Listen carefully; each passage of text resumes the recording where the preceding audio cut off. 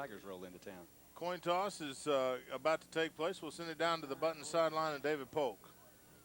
Well, as usual, we're coming in, going to get our niceties. The official is going to talk a little bit about all the sportsmanship issues that they have and what they need to do there, since it's a senior night here. And so once he's through with that, then he'll let me in the circle and we'll see what's going on. James Holt, and wearing number 15, a 6'2", 198-pound senior, plays wide receiver for the Bulldogs. One of the captains, also number 48. That's going to be Mark Thompson. 6 foot 191 running back, senior. For the Tigers, it'll be Drew McAdoo, along with Maurice Grant, Matt Hicks, and Gene Cormier, the captains for tonight's ball game.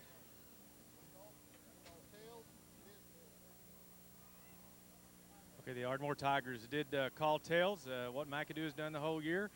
They did win the toss. So they've chosen to defer to the second half. Clearly, I think Altus is not going to do what the Capitol Hill Redskins did last week. They're going to take the ball. So the Altus Bulldogs will defend the north goal. Ardmore will kick from the scoreboard side, and we're going to play ball. Billy? Well, we got the official lineup, which we don't always get, so we'll just throw that out to the referee, the white hat tonight, Fred Gallimore, the umpire, Robert Morales, the linesman, Ted Johnson, line judge, Kim Prout, and the back judge, Ty Powell. So these guys are high speed. They got a little business card and everything. Yeah, so impressive. Very. This is a good crew. Good crew and good time. As the spirit lines are formed, both teams are about to enter. We're going to take one more time out, and when we come back, we'll have the opening kickoff as the Altus Bulldogs and the Ardmore Tigers get ready to do it up here in Altus. We're back after this on 95.7 KKHA.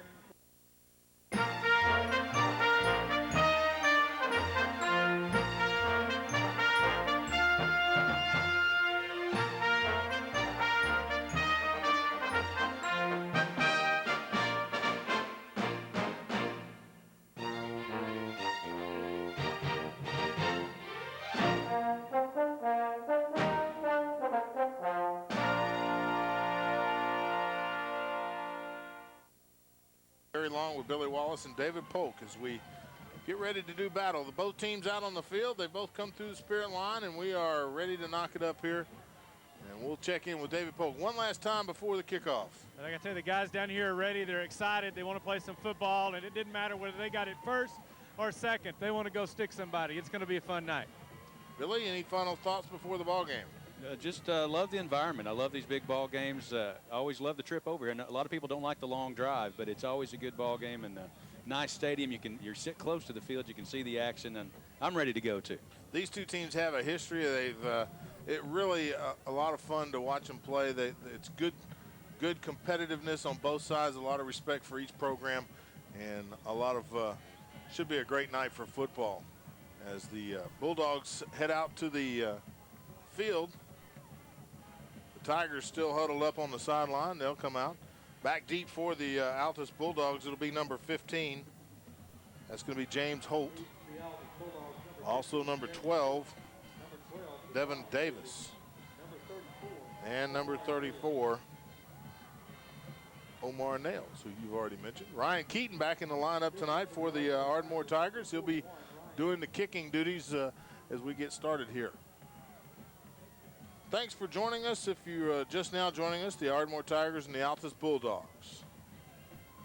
Get ready to match it up, and great atmosphere. The bands are out in force, and we are just seconds away from the opening kickoff as Ryan Keaton gets the whistle, and there's the kick. It's a high end over end all the way back to the end zone, and that'll be a touchback, and the Bulldogs will take over 1st and 10 from the 20-yard line, and the Ardmore defense will come onto the field. Good job, Ryan Keaton. First kick of the night, first trip back for him, and got the job done.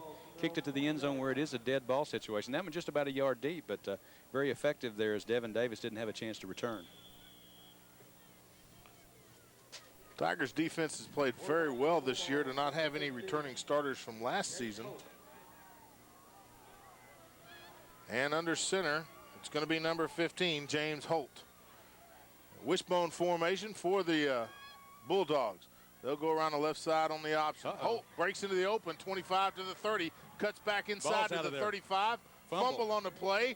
The Tigers say they've got it, and so does the referee. And the Tigers recover a fumble on the first play from scrimmage and that's going to set a tone very quickly. Wow, what a turnaround there, though, as James Holt faked to the fullback, pulled the ball out, had some running room, broke back into the secondary, and one of the Tigers' secondary players reached in and just stripped that football away from him. Tigers will have the ball on the 37-yard line in Altus territory. And what a great start to the football game for the Tigers. McAdoo will come under center in I formation. He's got split receivers left and right. Dante Miller over here to the left. Jermaine Gresham to the right on the far side. McAdoo under center. He'll hand off to Colbert over the left tackle. He'll bounce off of one and gets taken down at the 36-yard line. It'll be a gain of a yard. It'll make it 2nd down and 9. But just well read by that Altus defense.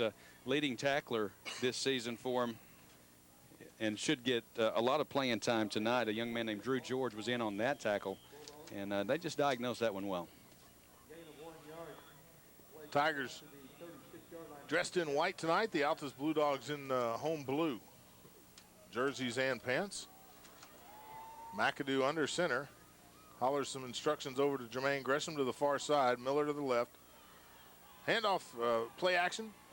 McAdoo under pressure. He's going to get wrapped up, loses the football at the 45, and I believe the Altus Bulldogs recover. Just going to depend on what they call. If they said his knee was down, it looked like he might have had a knee down. Not sure why that ball squirted out of there, but nobody fooled on the first 2 plays for the Tigers there, as there was way too much penetration that time as Drew rolled out to the right. Really had no chance at all. He looked downfield. Tigers keep control. It'll be at the 46-yard line, and it'll be 3rd down and a long about 19 yards. Tell you what, you get a sense what this game's going to be like, though. The first 3 plays have been wild and crazy so far. Got to credit Quentin Grant there, getting on the ball and keeping Ardmore in possession. As the Tigers break the huddle, they'll send 3 over here to the near side, and that'll be Miller to the outside, Gresham in the slot, Justin Day out as well. Lone back in the backfield, McAdoo back to pass. He's got time. He launches it down the left side. He's got Miller on a fly, and it's in and out of Miller's hands. Can't quite hold it at the 10-yard line. It'll be incomplete, and that'll bring up 4th down. The Tigers will have to punt. And that was Bucky Buxton. Good coverage for Buxton there, but Dante Miller almost jumped up and came up with that football. He turned back around, made an effort at it, as that was pretty well thrown, too, by Drew. Threw it in a spot there to give Dante a chance to go get it. 4th down and 19, so the Tigers will punt it away. It'll be Drew McAdoo to do the punting. He's on his own 40-yard line. Takes another step back. It'll be at the 39. Back deep will be number 12, and that's going to be Devin Davis and number 15, James Holt. Kick is away. It's a high squibber, but it does get some distance. Hits at the 15. Takes an Ardmore bounce, rolls down to the 5, down to the 3. Perfect. And Tigers down it at the 1-yard line, and that's where the Bulldogs will have to take over 1st and 10. And David Polk, I believe that's Maurice Grant down there to recover that? Yes, it was. Maurice took a week off last week, had a high ankle sprain, gets to come back this week, and he was all over that. So we are literally on the 1-yard line for the Altus Bulldogs. And that is something McAdoo has been able to do all year. He has really kind of kept the Tigers in some of the ball games with his foot instead of his arm or his legs. He's able to use that foot to the advantage in the punting game, and that time pins them deep. 9:58 in the first quarter. No score if you're just now joining us. The Ardmore Tigers in Altus, Oklahoma this evening. Hightower Memorial Stadium. There's a handoff on the wishbone. It's going to be number 34 comes out of the backfield with the football. Omar Nails. He gains 6, maybe 7 yards. They'll mark him at the 8-yard line, and it'll be 2nd down in just a couple. Pretty quick hit in the hole is Omar Nails. He's a young man. We'll probably see the bulk of the carries tonight. 5'6", 178-pound senior. And, boy, he hit the hole quickly, and they'd like to pick up 6-7 yards on 1st down every time that wishbone functions like that, and could be a tough one for the Tigers. They're going to have to tighten up on 1st down. Kind of a wishbone, but with a stand-up in the back, as Holt takes it over the left side, or the right side, sorry, and he's going to get stacked up by the line of scrimmage. It'll be a gain of maybe a half a yard, and it'll be 3rd down and still a long 2. Bottom of the pile that time. Who was that? It's like Dante Moore. Booker and Dante Moore. That's Dante Moore. Again, he's wearing 37. I have it written on a different roster every week, and I end up showing up with a different roster. Dante Moore on the tackle there to hold him short of the 1st down. Holt comes under center, moves a man in motion to the left. There's the snap. Hands off to the first man through. He falls up to the 15-yard line, spins around, and then is brought down by the defense. And that's number 22, the ball carrier, We don't have him on our roster. I believe that's going to be Sean Kelly. Let me see. Let me look at my research here. Sean Shelley. Sean Shelley. And that's a little crossbuck action there. A little bit of misdirection on that. And you know what? This is a quick hitting offense for Altus. They really hit the hole quickly. In the wishbone.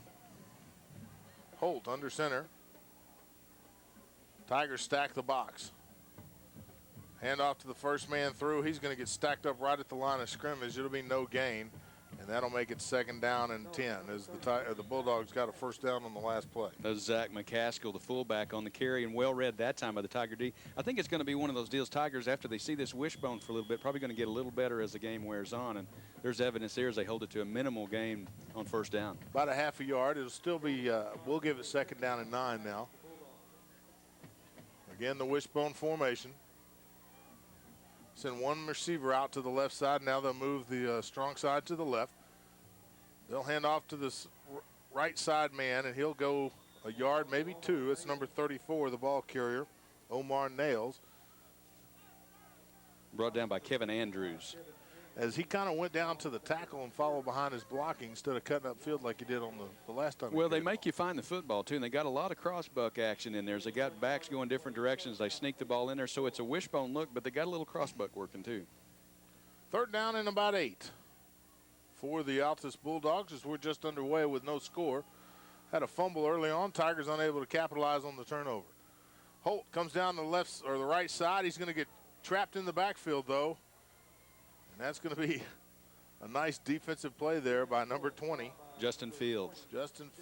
And that's what you got to do, stop that option. Don't give him an option as he closed in on the quarterback. Holt had no play there. Really kind of hung the football out there in dangerous territory. And that was a nice stand by the Tiger D. Gave up a couple of big plays, but ended up shutting them down there on that last series. So back to punt. It'll be number 17. That's going to be Reagan Vaughn. He's standing on his own 6 or 4 yard line. There's the snap. He gets the kick away. It's a nice spiral back deep, Justin Day. He waves the fair catch, takes it at the 46 yard line, still in Altus territory, and that's where the Tigers will take over 1st and 10.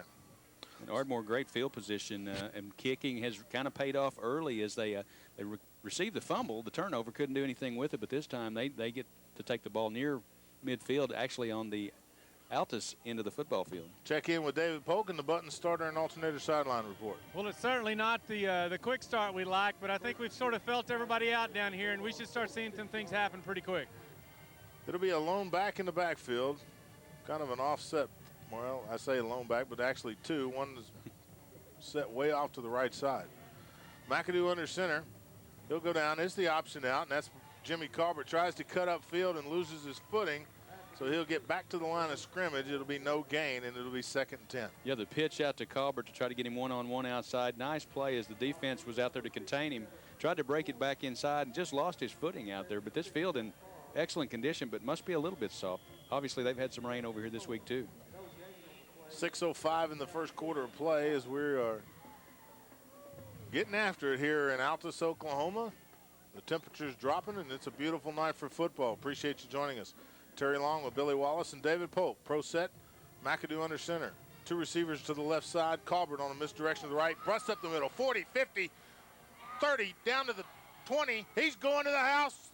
10, 5, and he gets hit from behind, and he'll get knocked down at the 1 yard line as the Altus Bulldogs, Holt, makes his way over there along with Devin Davis, catches him from behind and just kind of pushes him out of bounds at the 1 yard line. And I think Dante Miller had a big block outside to really free him when he broke it back up the middle and then back to the left side. The hash marks down the left side got a great block, and I think it was Dante Miller, and I took my eye off to see if he was going to score or not, but I'm pretty sure Dante was the guy that got him clear out there. What a great run by Jimmy Colbert as he saw the hole and busted over to the left side, cut back inside, and took it all the way down to the 1 yard line, a gain of 45 yards. And Jimmy's already on his way to another 100-yard game. Yes, he is, and you hate to see a Bulldog down on the turf again as they lost their leading rusher last week and one of their better linebackers. This doesn't look to be serious, so as he is up pretty quickly. Up quickly, so we'll just keep it right here as he moves off the field on his own power. That is Nick Walker, linebacker. He's just a sophomore, 6 foot 238. Good to see him walking under his own power. Good-looking young man there. The Tigers offensively yet to go to the air. Coach Lloyd wanted to establish the running game, wanted to control the clock, and if he keeps it up like this, that's exactly what he's going to be able to do. They did throw it one time, Terry, that first possession, if you remember the long pass down to Dante yes, Miller. You're right. So that will open things up, though, because they have that threat. Altus is familiar with that. They'll send Jermaine Gresham over to the far right side. Everybody else in tight. I formation. McAdoo under center. They'll hand off to Colbert. He'll push his way in. And they'll say he's down at the about half-inch line. Let's send it down to David Polk, get a perspective of how close he is to the end zone. He is just about the length of the football away from being in the end zone there. Just there, but we'll do it on this play. And credit to Mark Thompson, the Sam linebacker, their strong side linebacker, came up and hit him right at the goal line, turned him around. That guy's a senior, 6'1", 191. Good defensive play by the linebacker. For those of you who've never been to Altus, we are in the press box on the home side, down on the far right side of the press box, and it's they're playing on the far left end of the field, which is hard perspective. McAdoo jumps up over the pile and gets into the end zone. Touchdown, Tigers. Drew McAdoo with a nice keeper, goes over the top, takes it in for 6, and that's going to give the Tigers the first lead of the ball game, 6-0. At 4:42 in the first quarter of play. That was a nice drive, and Jimmy Colbert actually got the ball down there, and then Drew with the quarterback sneak and kind of a lunge at the last second there to get up over that and break the plane of the goal for the touchdown. McAdoo the holder. It'll be Ryan Keaton to the kicker. As he was out the last couple of weeks, and Vieira did all the kicking, and the extra point is blocked. So it'll be 6-0 the score. 4:42. It looks like Holt came in untouched from the from the left side of the line there, Billy. Yeah, you hate to see that, especially a big ball game. But the Tigers did look sharp as they score 46-yard scoring drive. Has got good field position. And we're able to go down and get something out of it. Back after this on 95.7 KKHA.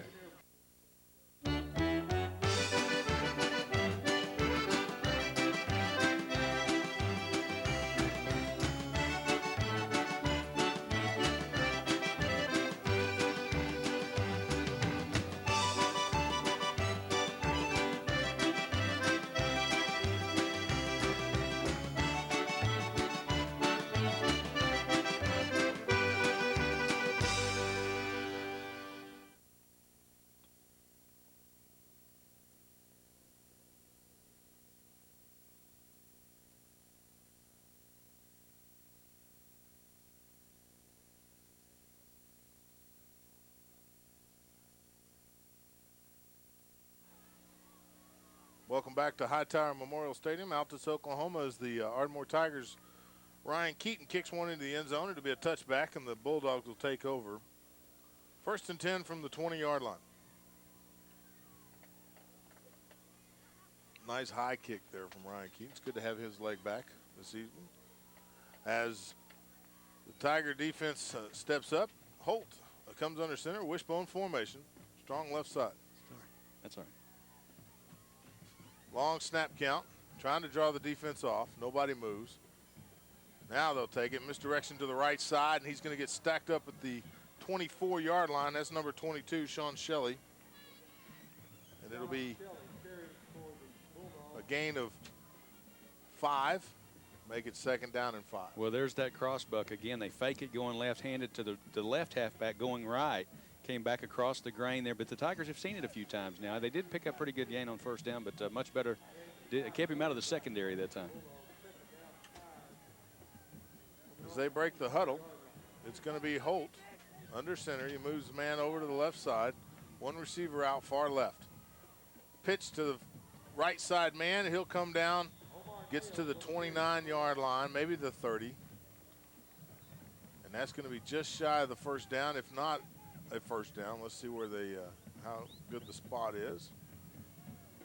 And the referee, white hat, comes over, and they're going to measure.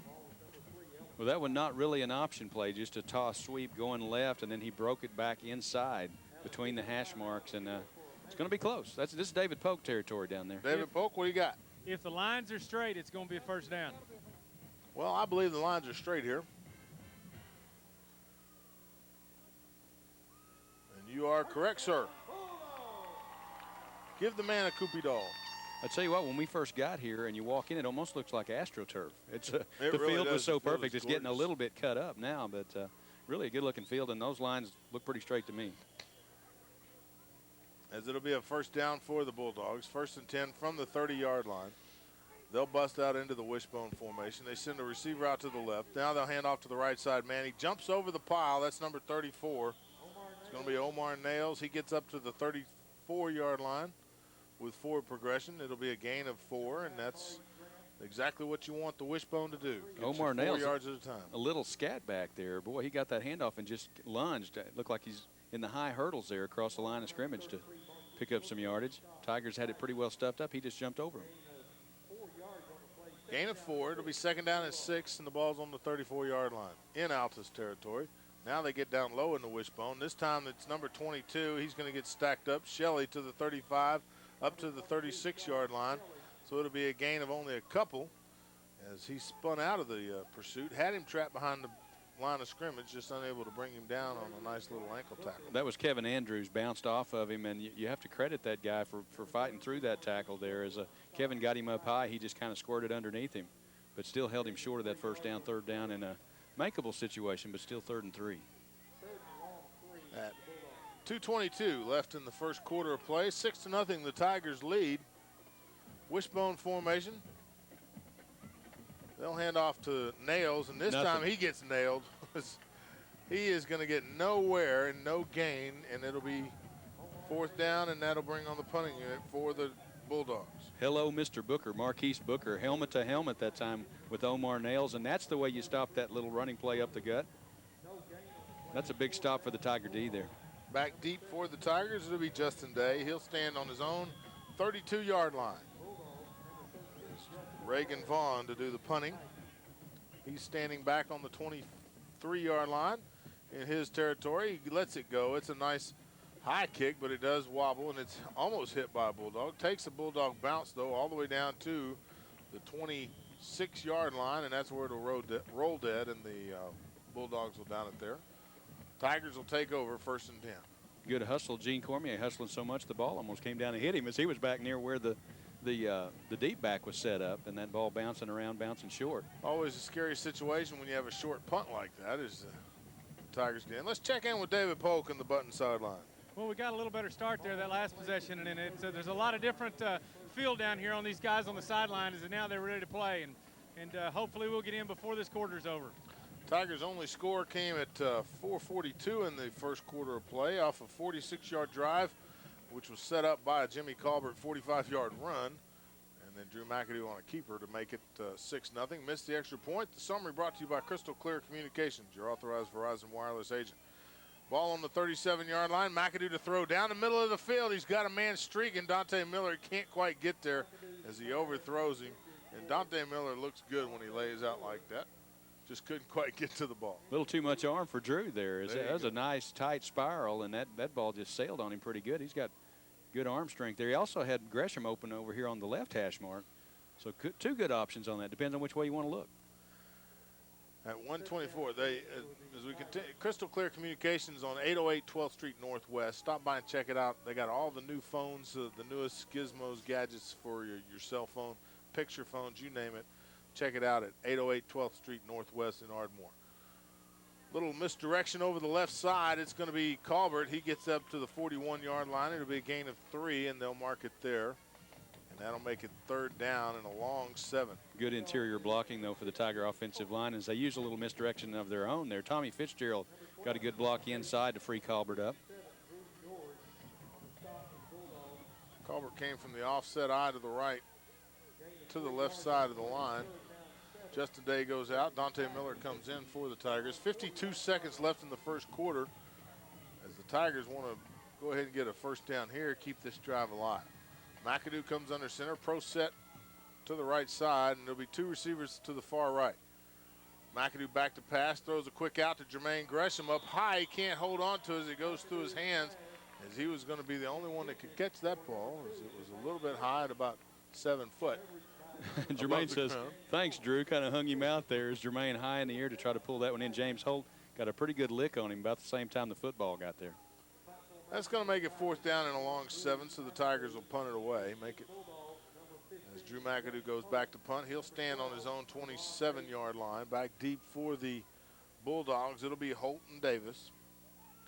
As we've seen them all night long, they're standing at about the 20 to 25-yard line. It's a low spiral kick, but it hits at the 42-yard line, and it just about dies right there. So a short kick, only about 22 yards, and that's where Drew McAdoo will leave the Bulldogs, and they'll take over 1st and 10. Well, low snap, that one hit the ground. Drew had to go down and pick it up just through the timing of that play off, and really didn't get that much rush. Two defenders in the backfield, but they were just really running the hash marks and probably hurried things just a little bit there. But when you're a punter, you don't know. Well, special teams have hurt the Tigers in this first quarter. They missed the extra point and then get the bad punt there to give Altus good starting position.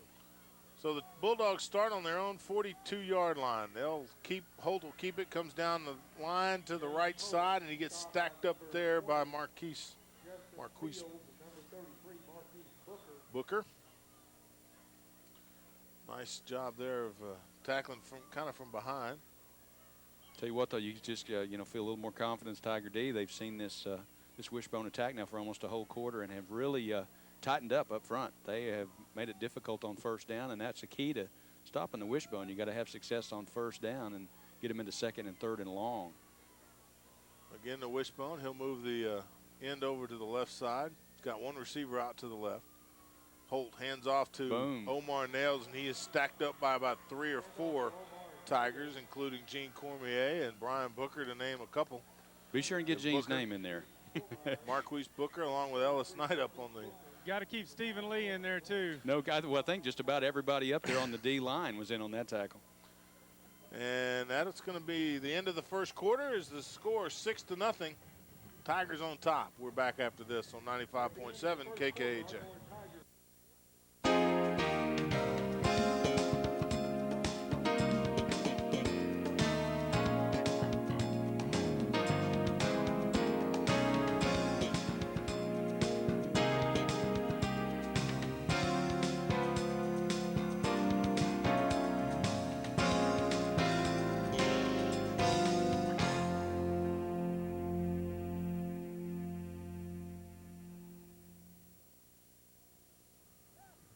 Takes the ball off to the left side. It'll be Shelley. He'll get up to the 50-yard line. It'll be a gain of 6. And that'll make it 4th and a couple for the Altus Bulldogs. They'll punt it away. They'll bring on the punting unit, I should say. And that'll make it at 11:41 in the second as we just underway. Appreciate you joining us. We'll send it down to David Polk after this punt. And check in with the button starter and alternator sideline. Reagan Vaughn, the punter, he's standing on his own 36-yard line. Back deep for the Tigers, it'll be Justin Day. He's standing at the 12 on his line. A little confusion on the sideline for the Altus Bulldogs.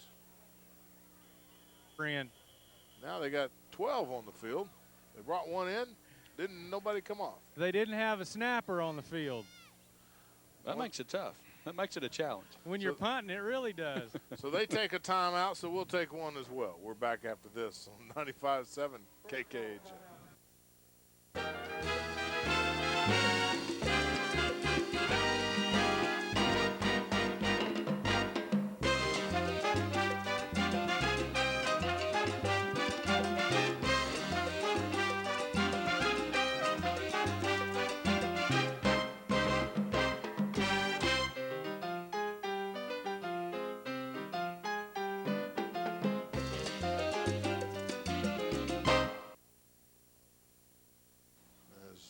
Now the punter, Reagan Vaughn, still in, and the Altus Bulldogs figured out who they wanted on the field. Justin Day again standing back deep on his own 12-yard line. It's going to be the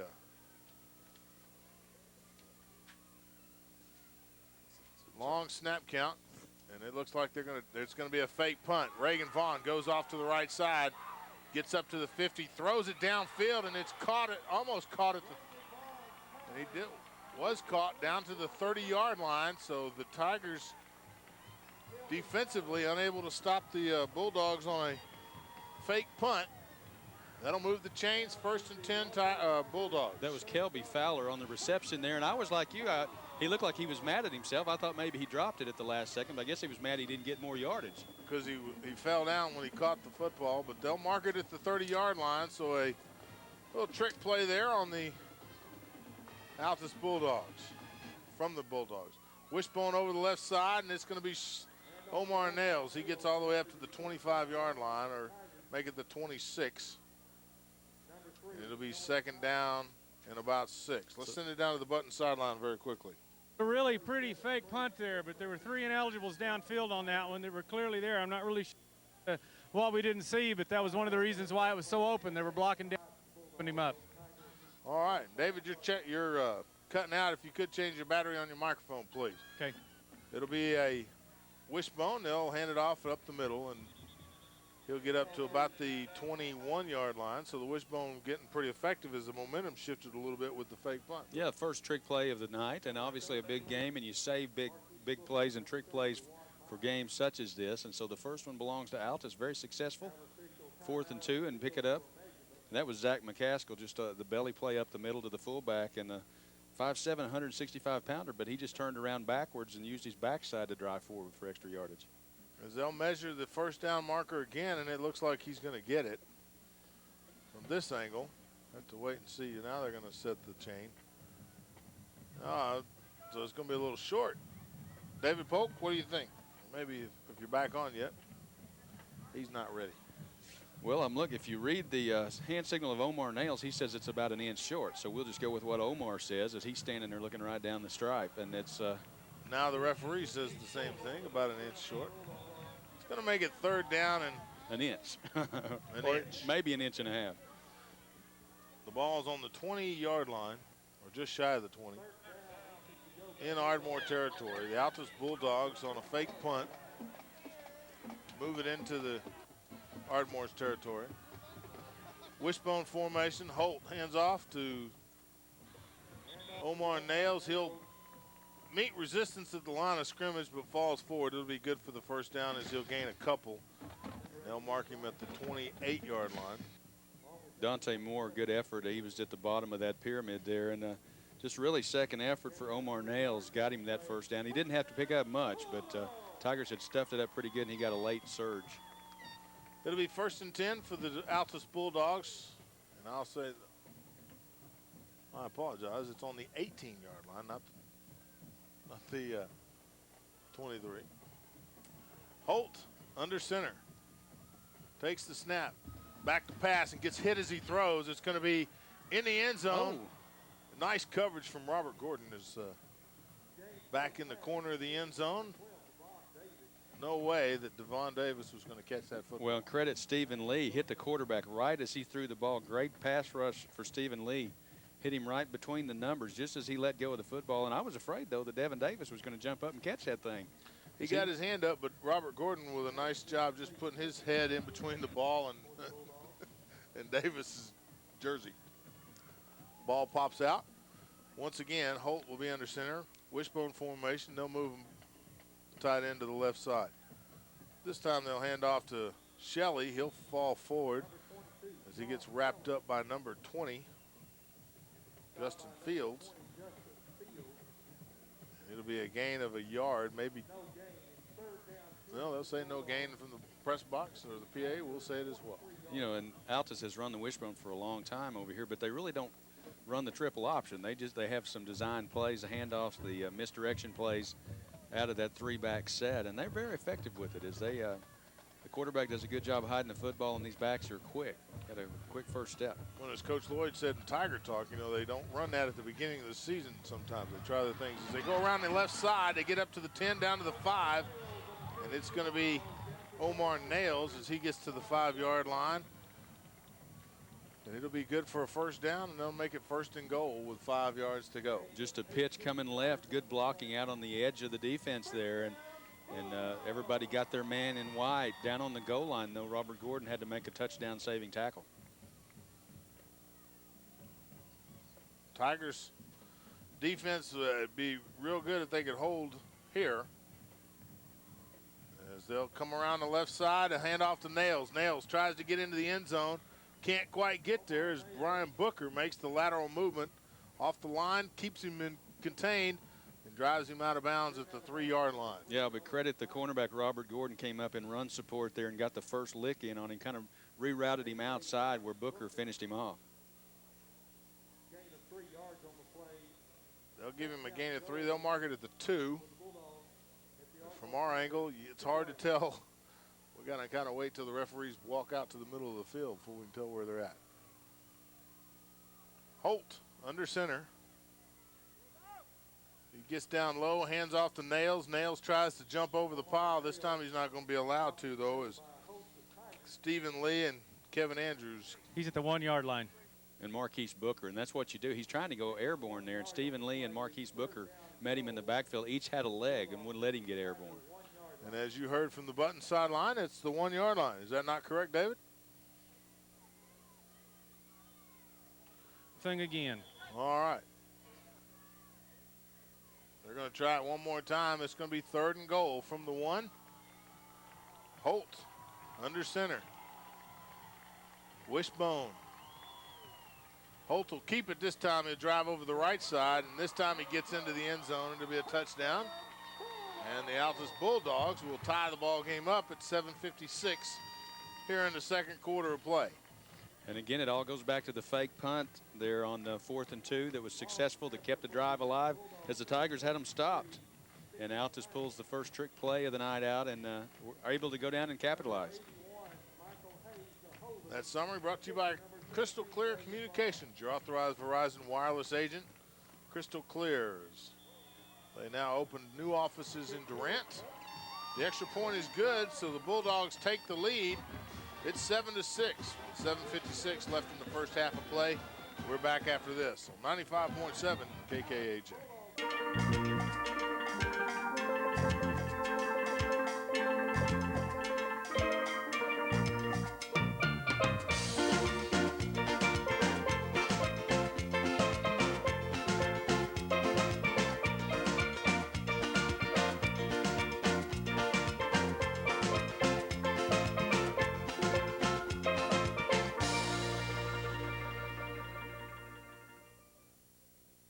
Oklahoman Hightower Memorial Stadium, where we're at. I'm Terry Long with Billy Wallace and David Polk as Reagan Vaughn gets ready to kick off for the Bulldogs as they have taken the lead 7-6 here in the second quarter. Dante Miller catches the ball at the 18-yard line, comes upfield, gets to the 20, 25, up to the 27-yard line. That's where the Tigers will take over on a kind of a short kick to the left side. They tried to keep it away from the deep man. And Altus able to capitalize, 58-yard scoring drive after the fake punt on 4th and 2. Quarterback Holt with the quarterback sneak to score, and Altus feeling revived. This side of the stadium a little livelier than it was a few minutes ago. Does it look like the first couple of series, the Tigers, the Bulldogs weren't going to be able to do anything, but that fake punt definitely switched the momentum a little bit. McAdoo comes under center, I formation. 2 receivers out to the left. They'll hand off to Colbert. He bounces off the pile, spins to his left, and he'll get up to the 30-yard line. It'll be a gain of 3, and they'll mark it there.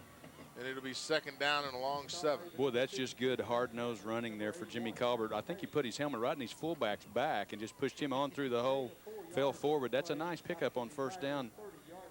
That's just running tough, covering that football up and running tough. Make it a gain of 4. It'll be 2nd and 6. The ball's on the 30-yard line.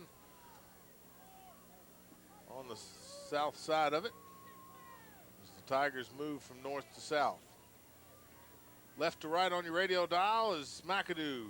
Hands off to Colbert, does the same thing, spins left, gets up to the 35-yard line. He'll be just shy of the 1st down, about a yard. It'll be a nice gain of 4.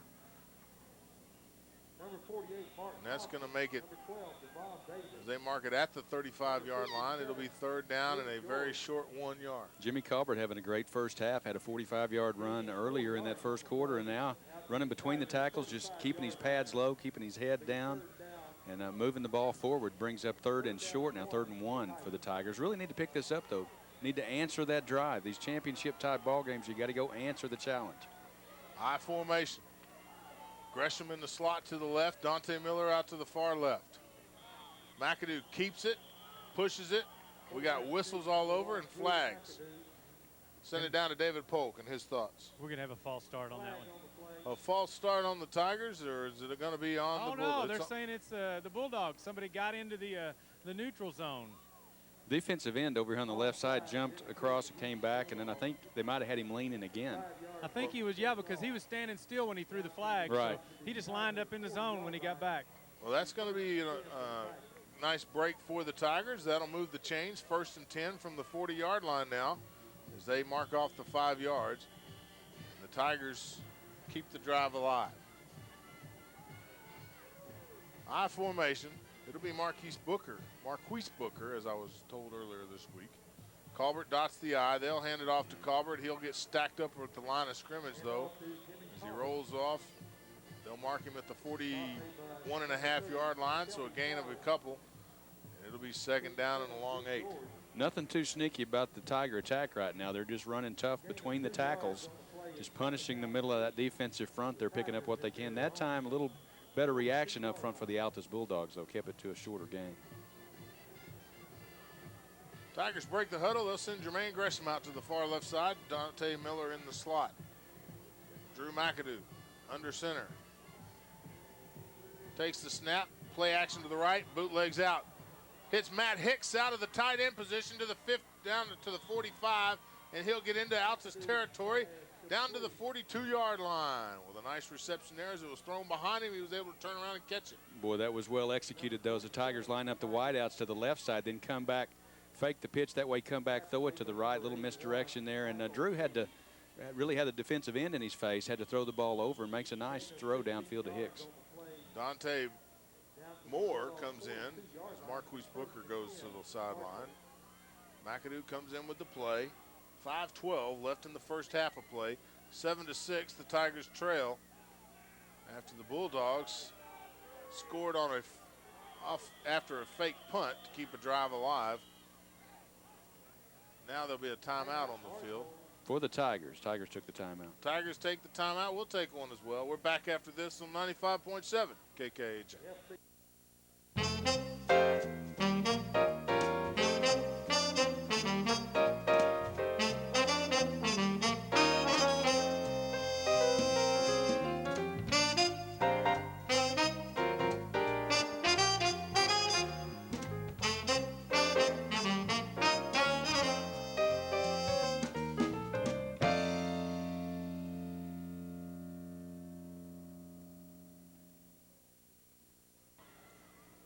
Welcome back to Hightower Memorial Stadium. Terry Long with Billy Wallace and David Polk as Drew McAdoo comes under center. I formation. Colbert dots the I. Dante Moore the fullback. McAdoo back to pass. He's under blitz, and it's down to the left side. Caught. Dante Miller with a great catch down at the 4-yard line. He falls to the 1 as he was off balance. What a great pass. And credit Drew McAdoo for standing in there and taking the hit as the blitz was on. He did have a rush in his face, and Bucky Buxton had pretty good coverage on Dante. Dante made a great adjustment to the football as he just seemed like he hung up in the air until he had a chance to go up a little bit taller than that defensive back to haul it in. That's one of those highlights, and you'll have to check that out on the playback Tuesday and Wednesday night, 7 o'clock on cable channel 17 in Ardmore. Bill Allen among the elements out there tonight in the open air up above us, filming tonight. Does a great job each and every week for the Tigers. Tigers in scoring position on the 1-yard line. McAdoo under center. Hands off to Colbert. Down the left side. Bounces off the tackle. Falls forward.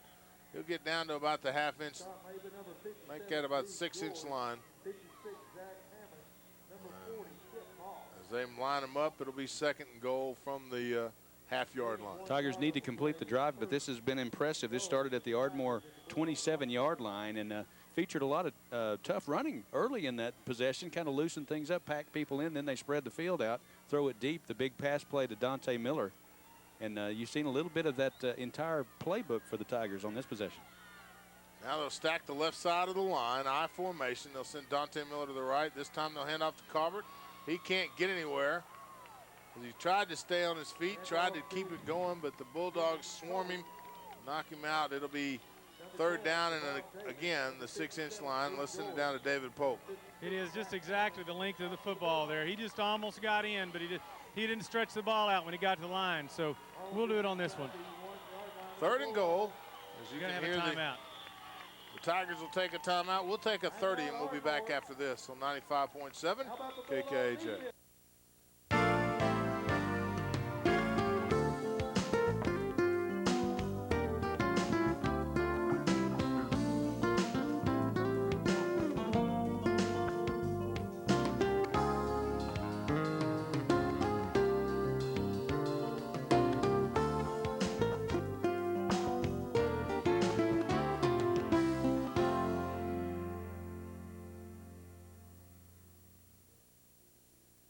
Altus, Oklahoma. Terry Long with Billy Wallace and David Polk down on the sideline as we have a little discussion here during the break. Billy, it's going to be an interesting play call here. It's 3rd and goal from the half-inch line. Well, our sideline reporter tells us Randy Kendricks accurately predicted that Dante Miller was going to be open and out-jump the defensive back, and as it came to pass, that was true. Randy Kendricks, a longtime Tiger supporter, and knows that offense down there.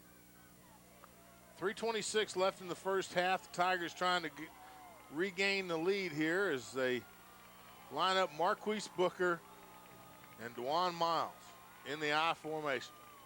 I wonder what this is going to be. They'll hand it off to Miles. Miles gets up and into the end zone. Touchdown, Tigers.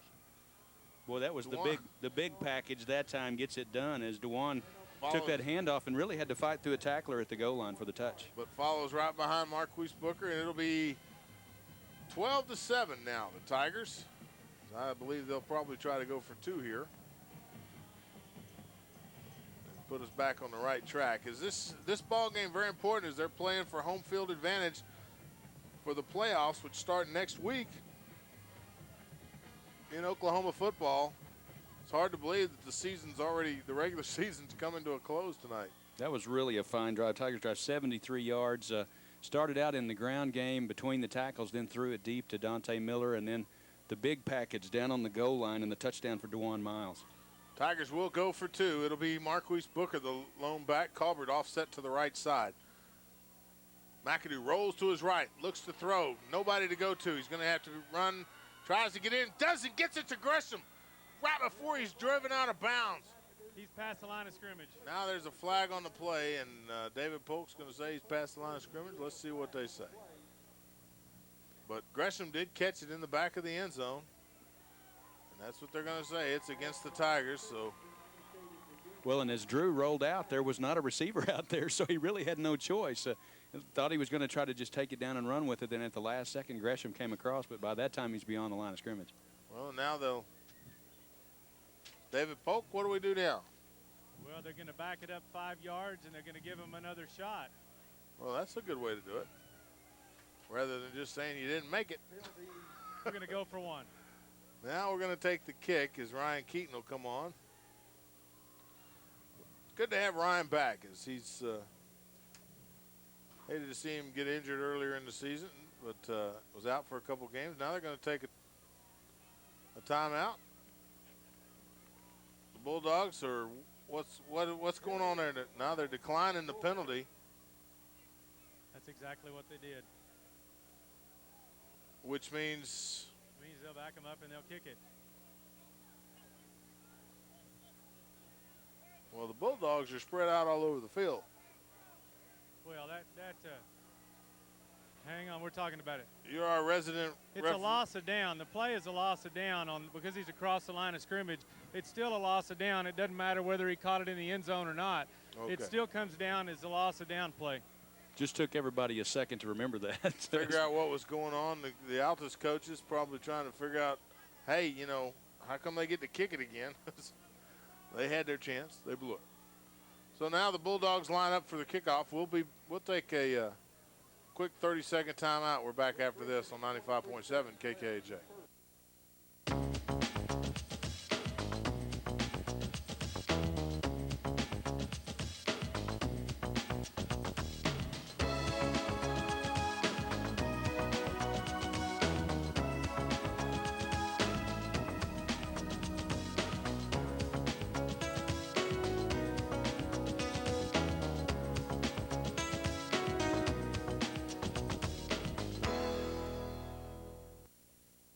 Oklahoma, where the Tigers lead 12-7 with 3:23 left in the first half of play. Ryan Keaton tees it up on the 40-yard line. He'll do the kicking. The kick is away. It's a short onside kick. It's fielded at the 30-yard line by the Bulldogs. They'll get up to the 37. That's number 33, Zach McCaskill, the Fullback who caught the ball and advances it. So a 7-yard return gives the Bulldogs pretty good field positions. They'll start from their own 37-yard line. We do have a halftime score. The Plainview Indians over the Kingston Redskins, 38-0. That's not really the half. That's a second quarter score. It's now 45-0. Okay, well, as we hear from David Polk down on the sideline. Kingston has had a long year. Not getting any better. Had a chance to watch Plainview last week. They were very impressive. Much improved ball club this year. They are getting better each and every week. And I saw them play against Marietta last week as well. Since we played Thursday night a couple of games this year, we were able to get out and see some game. A 4-yard gain by the Bulldogs on the first play from scrimmage. They'll pitch it out to Shelley over the right side. He gets swarmed down as the line moves with him to the right side. It'll be a gain of a couple of yards. They'll mark it at the 44-yard line, and it'll be third down and a long 4 yards for the Bulldogs. And Terry, 2:35 remaining in the second quarter. Tigers, if they can get a stop here, can get the ball back and maybe another offensive opportunity here in this first half. As the Tiger defense has done a good job of containing the wishbone, the Bulldogs have been able to move the football a couple of times, but they have, I think, the defense has played exceptionally well so far, especially along the line of scrimmage. They'll move a man in motion to the left side. They'll reset, pitch to Nails. Nails at the 35, 40, 50, down to the 45 and across to the 41-yard line in Ardmore territory on a nice run there by Omar Nails. After I praise the defense, Nails gets into the secondary. I tell you what, Omar Nails looks pretty good to me. DeArtry Jones, usually the guy that gets the bulk of the carries, but Omar is explosive, kind of a little guy, a little Quentin Griffith kind of guy. Stout-looking young man. They have him on the roster at 5'6", 178. That means he's about 5'3". Holt keeps it, rolls to the left side, throws out into the flat, hits number 33. That's Zach McCaskill. He gets down to the 20-yard line in Ardmore territory as kind of a little screen pass there out into the flat. That was a good job. That was just your quarterback making a good play there as he rolled out, found the fullback downfield and led him a little bit much there, and that was a nice catch for a fullback. Zach McCaskill, great hands. Looked like one of those catches the Sooners made on Saturday as he kind of bobbled it, tipped it up until he could get underneath it and then catch it.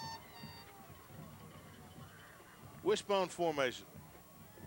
Again, it's not the triple option as they kind of stand up in the back of the wishbone. Holt keeps it, rolls down, goes down the right side of the line. He looked to pitch out but couldn't get it out there as number 65, Kevin Lee. That's Kevin Andrews. Or Kevin Andrews. Stephen Lee. And also Dante and a Moore. couple others in on the Dante tackle. Moore. I had my card closer. And we're in the dark, by the way, folks. We have to turn the lights out so we can see the field. Every week a new challenge when you're on the road. You know what? I'm telling you. Hold under center. He'll stack the left side of the line.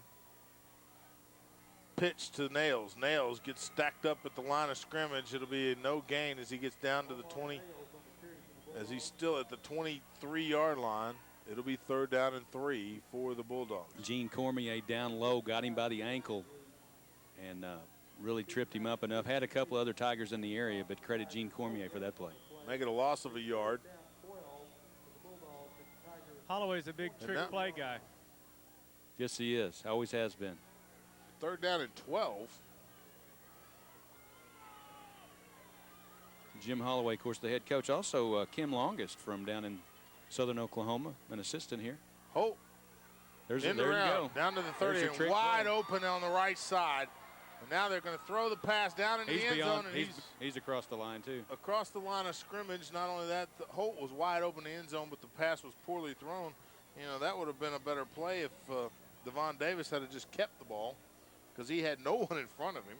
And I'm going to let David Polk and Randy Kendrick buy me a lottery ticket, although I know they don't believe in that sort of thing. But both of those guys are guessing right tonight.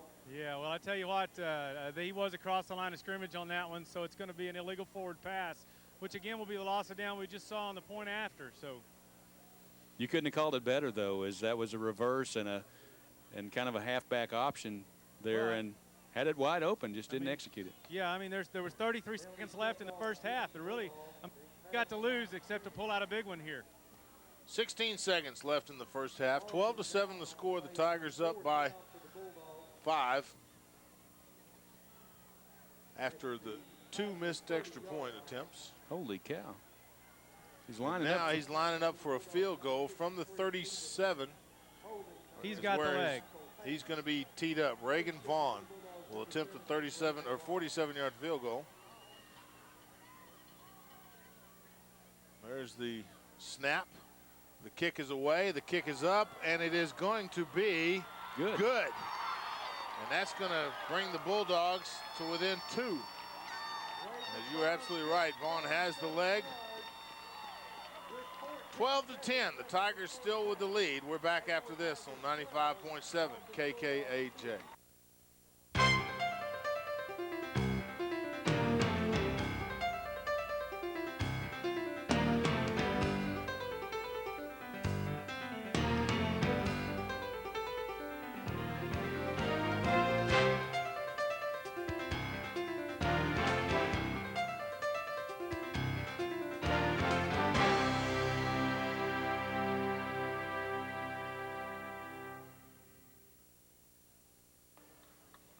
Welcome back to Altus, Oklahoma. Terry Long with Billy Wallace, David Polk as the Altus Bulldogs kick a 47-yard field goal to bring them within 2. It's 12-10.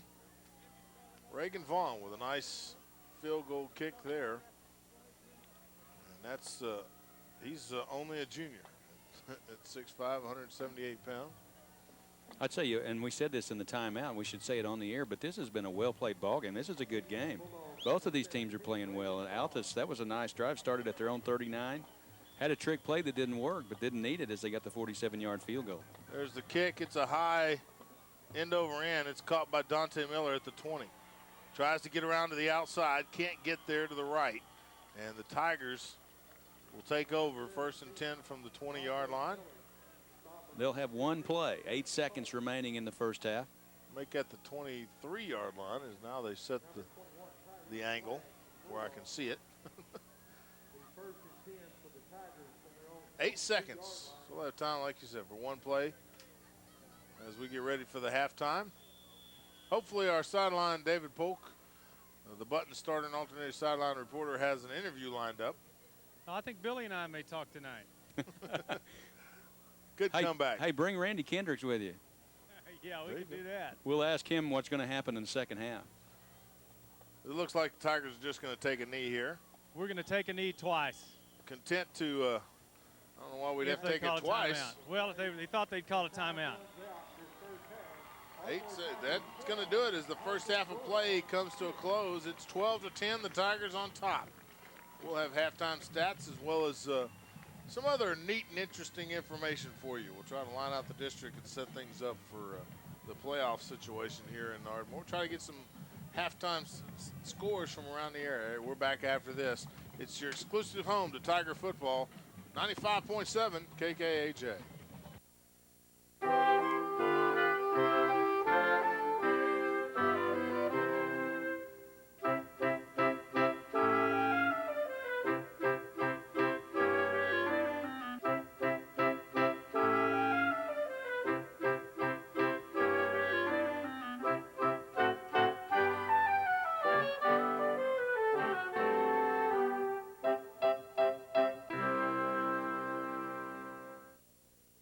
Can you say continue to execute like the Tigers have, as they have executed well? Just keep it up. That and make sure you don't have the turnovers is my key. I think if you can control the football, you can win the football game. Back deep for the Tigers, it'll be Jimmy Colbert. Now Jermaine Gresham catches it at the 20 off the kickoff, 25-30. Up to the 35, breaks a tackle to the 40. 45, cross midfield, 45-40. Down and out of bounds at the 37-yard line, and if he hadn't got a little sidestep there, he'd have been gone as he was trying to make it happen. And he's Jermaine Gresham going to give the Tigers some great upfield and starting position here as they start the second half. And the guy that bumped him out of bounds, absolute last guy, Bucky Buxton, 5'6", 135 pounds, just went down and hit him on the kneecap and got enough of him to knock him sideways. Didn't knock him off his feet, but knocked him out of bounds. The prescription for success from Pharmacy Plus in Medill. You can choose your oxygen or medical equipment provider. Choose Pharmacy Plus, serving the Lake Texoma area for over 20 years. 211 South 1st Street in Medill, helping you to take care of yourself. Drew McAdoo will come under center. It was 1st and 10 Tigers from the 37-yard line in Altus territory. I formation. Colbert dots the I. Ball's on the ground. He picks it up. Colbert takes it over the 35 down to the 30 as the Tigers will stay on the running game and stay on the ground. And it'll be a nice run there and a gain of 7. They'll get down to the 30-yard line. It'll be second down at about 3. We saw Drew McAdoo's basketball ability there as he took one dribble and then handed the ball off to Jimmy Colbert. And Jimmy, nice job just putting his head down, running tough in there. Nice gain on first down. 12-10, 11:25 in the third quarters. We're just underway here in the second half. If you're just joining us, I'm Terry Long with Billy Wallace and David Polk. It's been a great football game. We hope you stay with us. Again, the I formation. 2 receivers out to the right, 1 to the left. Hand off to Colbert. He breaks through at the 25, down to the 20. Cuts back to the inside before he gets swarmed up by the Bulldogs. They'll knock him down at the 20-yard line. And it'll be good for a first down, move the chains, 1st and 10 Tigers. Jimmy Colbert doing a great job. He runs low, but he does keep his head up so he can see where the openings are coming up ahead and picks up the first down there. Tigers really got something moving here with his first possession of the second half. As the Tigers move it into the red zone, or just shy of the red zone, they've been very successful once they get into this end of the end zone, or once they get into that end of the field. McAdoo under center, I formation. 2 to the left, 1 to the right as we Gresham in the slot here on the left side. Hands off to Colbert, he goes to the right, tries to bounce outside and gets down to about the 18-yard line. It'll be a gain of a couple. Make that the 19. He doesn't get the spot I thought he was going to get. It'll be about 1.5 yards. Still give him 2 yards and make it second down and 8. That was just a good tackle. The strong side linebacker Mark Thompson there with the tackle as Jimmy was not able to fight through that as he got him down low, wrestled him to the turf. So far, the adjustments from the second half, the Tigers able to move the football on the ground, which they did pretty well in the first half. McAdoo back to pass. He looks, throws over the left side, caught by Justin Day out in the flat as the coverage was there, but a nice catch, and it'll be a completion down to the 10-yard line, make it the 11-yard line. Justin Day with a great catch there as he was swarmed by the defense. Well, and the big defensive play, that's Reagan Vaughn, who's listed at 6'5". Justin got excellent position, used his body, his little smaller body than Reagan Vaughn's to really shield him away from that football so he could make the reception. They're going to measure for the first down. Let's send it down to David Polk and find out if he made it. Looks like a first down to me from where I'm standing. It's by probably the length of the football. Well, as they set the change, you are absolutely correct there, David Polk. Button, starter, and alternator. Check it out. 28 North Commerce. Get over there and get your battery checked out for the winter as the temperature has changed. They'll check it out for free. If you've got any questions about whether it's going to make it through the winter or not, let Button, starter, and alternator repair. Check your battery for free. 28 North Commerce in Ardmore. We appreciate them bringing you the sideline report all season long. McAdoo calls this play from under center. Hands off to Colbert. Cuts up inside. He'll get stacked up at the line of scrimmage, and it'll be no gain. And they'll mark it again at the 10-yard line. It'll be second and 10. And there's the linebacker, Mark Thompson. You just met him in the hole, turned him around. Big physical stuff there by the linebacker on the left side. No gain on first down. Second and 10 now for the Tigers. This drive started at the Altus 37-yard line. As the Tigers took the opening kickoff and returned it 40 yards. Jermaine Gresham with a nice return off the kickoff as he took it all the way down to the Altus 37, as Billy said. And now they are at the 10-yard line trying to punch it in to go up. McAdoo rolls to his right side, looks to throw deep in the end zone. Caught, touchdown Tigers! And who is that? Tay Miller. Dante Miller with a nice catch there. Touchdown Tigers from McAdoo to him. 10-yard pass, and there's a little cushion The Tigers now go up 18-10. And how good is Dante Miller? I mean, he adjusts to the football and hangs in the air as well as any big-time receiver you'll ever see. He is a Mark Clayton-type receiver for the Ardmore Tigers. As he was back in the right corner of the end zone, and nice catch there. Keaton's kick. The snap is good, the kick is up, and it's good, and that's going to make it 19-10. Tigers lead. 8:54 in the third. We're back after this on 95.7 KKH.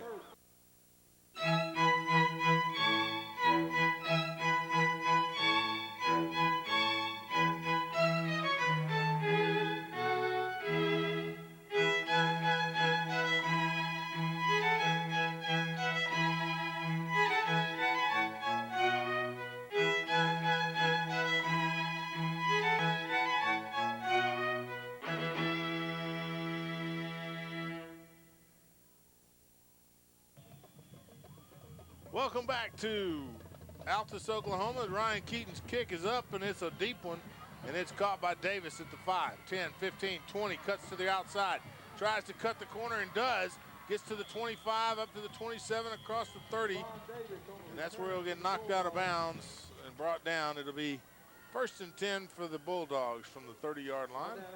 And credit Justin Day, didn't make the tackle, but it got enough of him to bump him outside till the Tigers could get over in that area. It looked like he might have a seam as he got wide that time on the Tiger coverage, and Justin Day just occupied him enough to get some help over there in wide to get a tackle. Devin Davis, who kind of put the ball on the ground in the kickoff, but then picked it up and took off. Holt under center, wishbone formation. Pitch to Omar Nails. He goes off the left side, busts through to the 40, up to the 45 before he's finally brought down from behind, and he'll be a nice 15-yard gain there, and 1st and 10 for the Bulldogs. Boy, Omar Nails is impressive to me. This young guy really hits the hole so quick. Kind of reminds you of Sproles from K-State. He does, and if you're an offensive lineman, you don't have to hold that block very long. As he squirts through that hole, he's back in the secondary there before the Tigers can react. 1st and 10 Tigers. As the Bulldogs are going to try to cut into this lead that the Tigers have put up. They'll put 8 men in the box. And Omar Nails again over the left side, gets up to midfield, just shy of midfield. It'll be a gain of 5, and it'll be 2nd down and 5 to go. And still too much on 1st down as he picks up almost 5 yards on 1st down, and that's brutal against a wishbone offense or a running offense. I think they only threw 5 or 6 passes in the first half, so they can throw effectively if they have to. They just really have been able to run the ball pretty effectively on the ground. And a couple of those were fake. Yeah, they were. You're right. Trick plays, actually, off the fake punt. And the in reverse with the halfback pass. Wishbone formation again. Holt under center.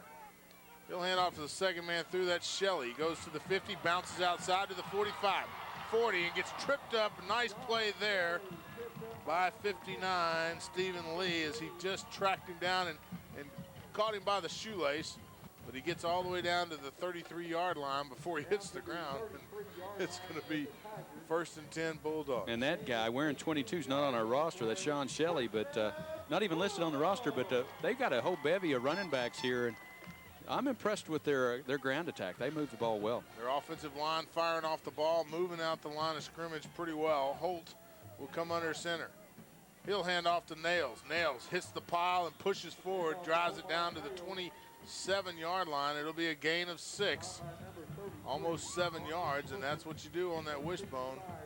6-yard gain, 2nd down and 4. Marquise Booker and Kevin Andrews on the tackle that time, but I tell you what, I think Altus is feeling it here. This is like a heavyweight fight. You know, you think that one team's going to get down, but nobody does. They just respond to the other team's challenge. Both teams know that they got to play 4 quarters, and they know how to win. It'll be Shelley on the pitch out. He'll get stacked up behind the line of scrimmage and driven back. Maybe forward progression will give him a yard or 2. Let's see where they mark it. Looks like they're going to mark it at about the 27-yard line, so it'll be a gain of a yard. And it'll be 3rd down and a long 3. And pitching it to Shelley, going to the short side of the field there, and that was just great containment by the Tiger defensive front there. Is no less than 4 Tigers over there to turn him back inside and make the tackle. As the Bulldogs have taken the ball all the way from the 30-yard line in their own territory, now on the 27 in Ardmore's territory. Lone back in the backfield. They'll pitch it. It's going to be Nails, and he's not going to get anywhere as he falls forward after he gets hit in the backfield. What a great play by Stephen Lee then to trip him up in the backfield. Absolutely. Look good from up here, too. 25-yard line. Now the question. 4th down and a yard and a half, maybe 2 yards. Let's see what they do. Now the question, do you go for it on 4th down or you kick it with a kicker like they got? Looks like they're bringing the quarterback back in and gonna go for it. 4th and a couple. This will be a key play right here in this ball game if the Tigers can hold. Wishbone Holt. He'll keep it, pushes himself forward, and he may be short of the 1st down. Let's see where they mark it.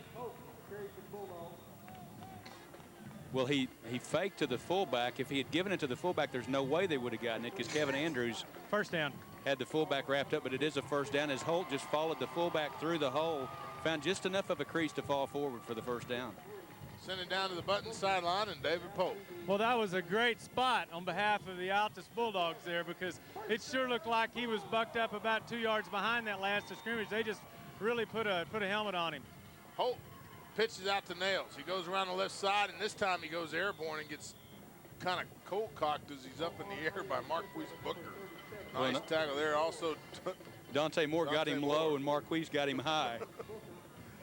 And it's going to be a gain of a yard or 2. They'll mark it just on the other side of the 20-yard line. It'll be 2nd down and about 7. So we got the good spot again. They'll send a receiver out to the left side. They'll stay in the wishbone, as they've done all night except for one play that I can remember. They'll hand off to number 33, who gets absolutely nowhere as they stack him up. He was the 1st man through, and that's really about the 2nd or 3rd time we've seen McCaskill run the football. That's Marquise Booker and DeJuan Miles combining for that tackle in the backfield.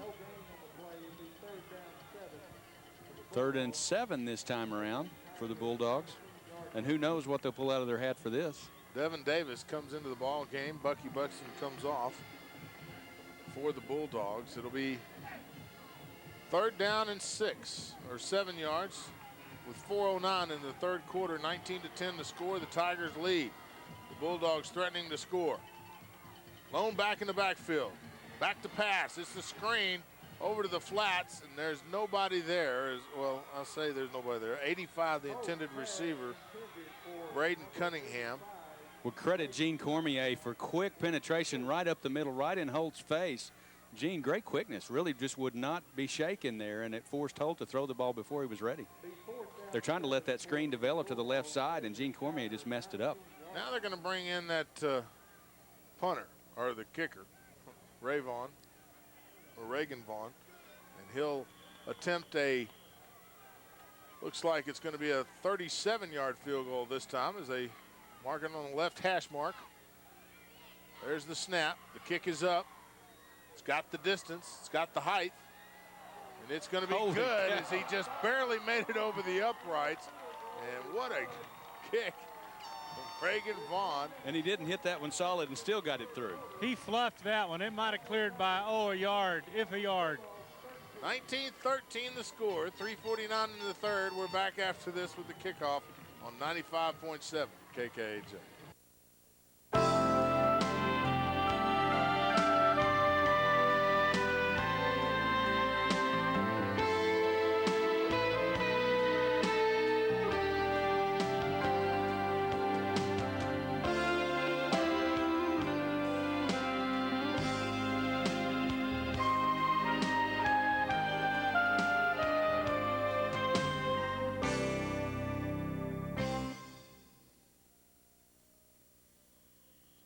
Welcome back to Altus as the Vaughn young man kicks it deep for the Bulldogs. Jimmy Colbert at the 10, 15, 20, cuts up, 25 down to the 27, 29-yard line before he's finally brought down by number 40, and I don't have him on my roster, so we'll just call him number 40.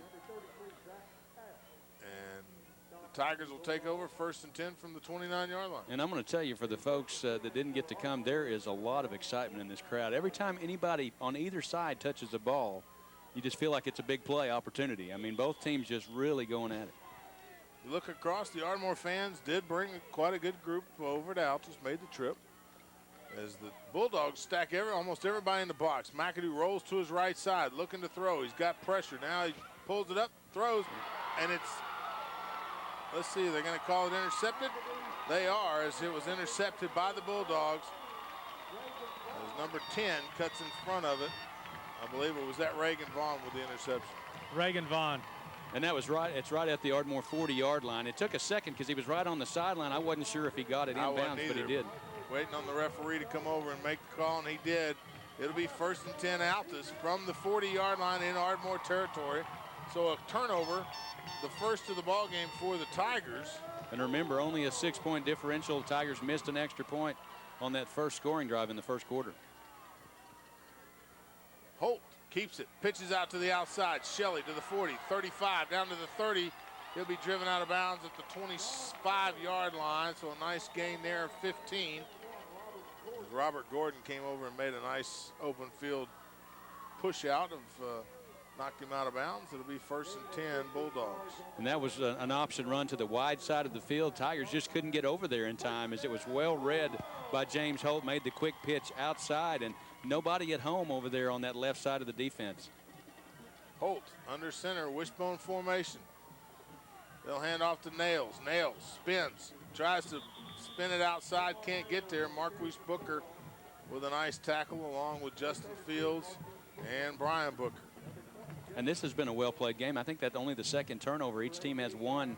Tigers couldn't capitalize on a fumble on the first play from scrimmage for Altus. Ardmore could get nothing out of it, but Altus with a chance here to take the lead if they can take it down and get a touchdown and an extra point. 2nd down and 7, maybe 8 yards. They'll call it 8 yards. And it'll be the wishbone formation. Ball on the 24-yard line, 23-yard line. Holt. He'll keep it, turns upfield, tries to break a tackle, does, gets up almost to the 15-yard line. It'll be just shy.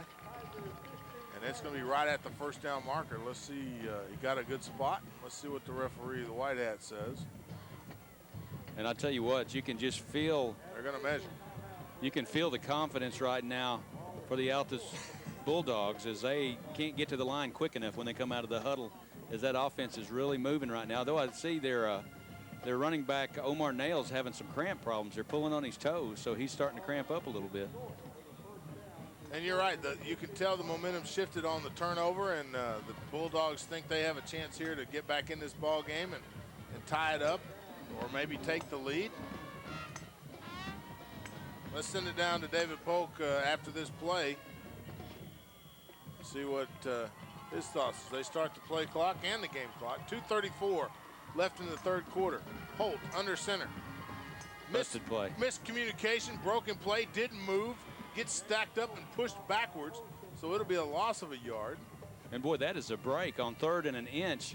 And Holt went to his left. No running back there to hand the ball to. Tigers converge quickly to throw him for a loss. And boy, how big is that on 3rd and inch? Huge. Send it down to David Polk, his thoughts. Well, they went from exactly about 1.5 inches to a full yard there for this 4th down try. And you know, I'm not so sure I wouldn't bring the field goal kicker back out if I'm Altus. Well, they're not taking your advice, and they're going to go for it. Holt under center.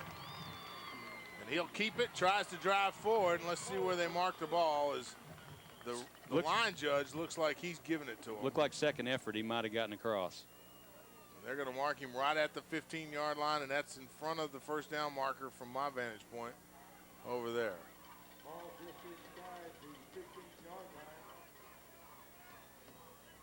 Still no signal. They're going to measure. No, they're going to measure.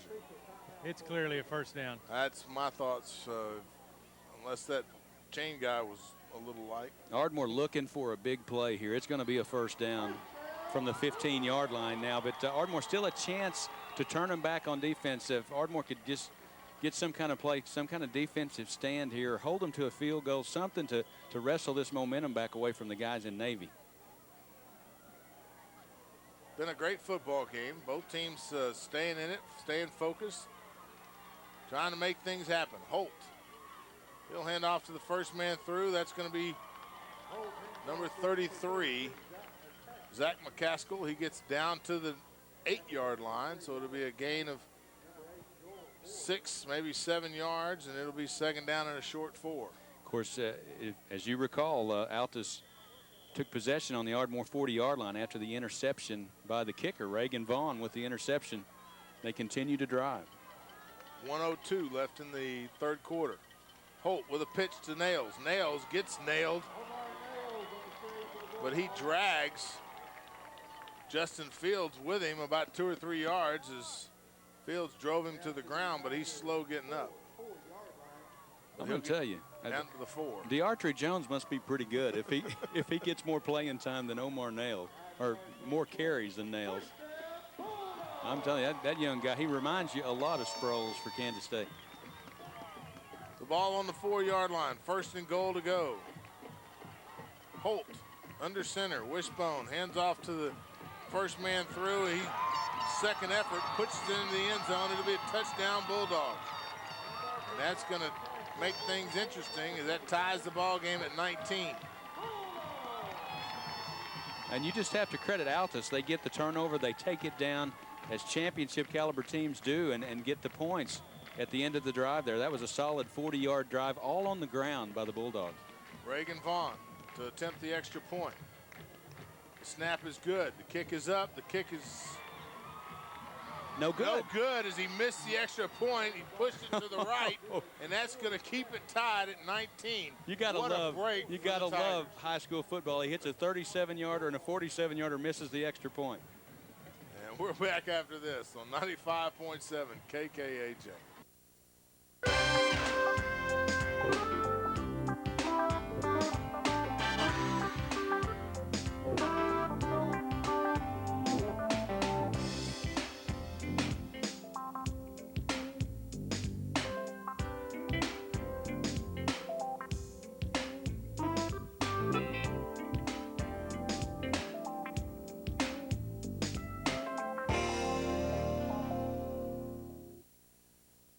Score is tied at 19 with 40 seconds left to go in the third quarter. The kick, it's a high, deep one.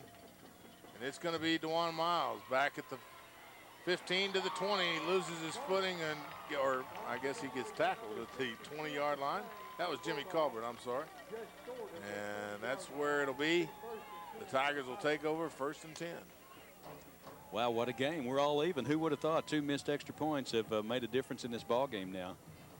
Want to recap that drive from the Bulldogs? Well, it was 40 yards after the turnover, the interception.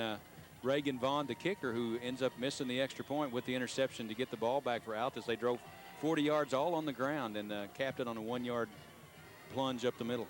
Summary brought to you by Crystal Clear Communications, your authorized Verizon wireless agent in Ardmore.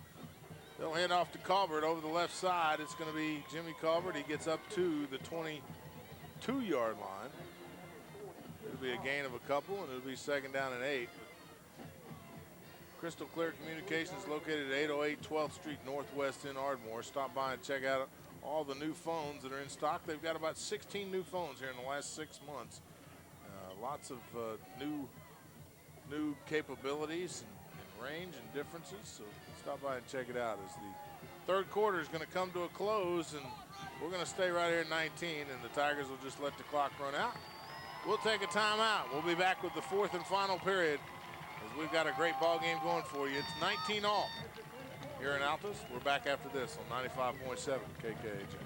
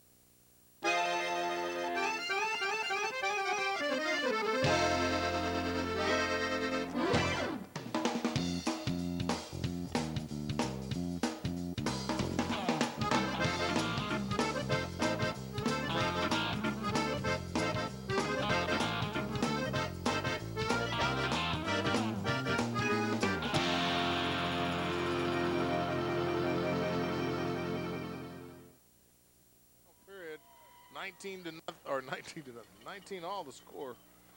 And we've got a great game going as the Tigers 2nd down and 8. They're going to try to answer the touchdown from the Bulldogs after the turnover here in the last 12 minutes of the ball game. McAdoo under center, I formation. 2 to the left, 1 to the right as receivers. He'll roll to his right on a bootleg. Keeps it, goes to the 23 and runs out of bounds. And almost a late hit there. He'll come off and I think it kind of was. No flag, but good effort for Drew there as he broke it outside and good wheels. Got as much as he could. Got out of bounds to save himself for another play. Gain of 3. It'll be 3rd and 5 as they mark it at the 25-yard line. Big early in the 4th quarter, but a big 3rd down conversion try here for the Tigers. They need to hang on to this football for a while, give their defense some rest as they got beat on a little bit on that last possession, and try to get a little momentum back from the guys wearing dark blue. I formation.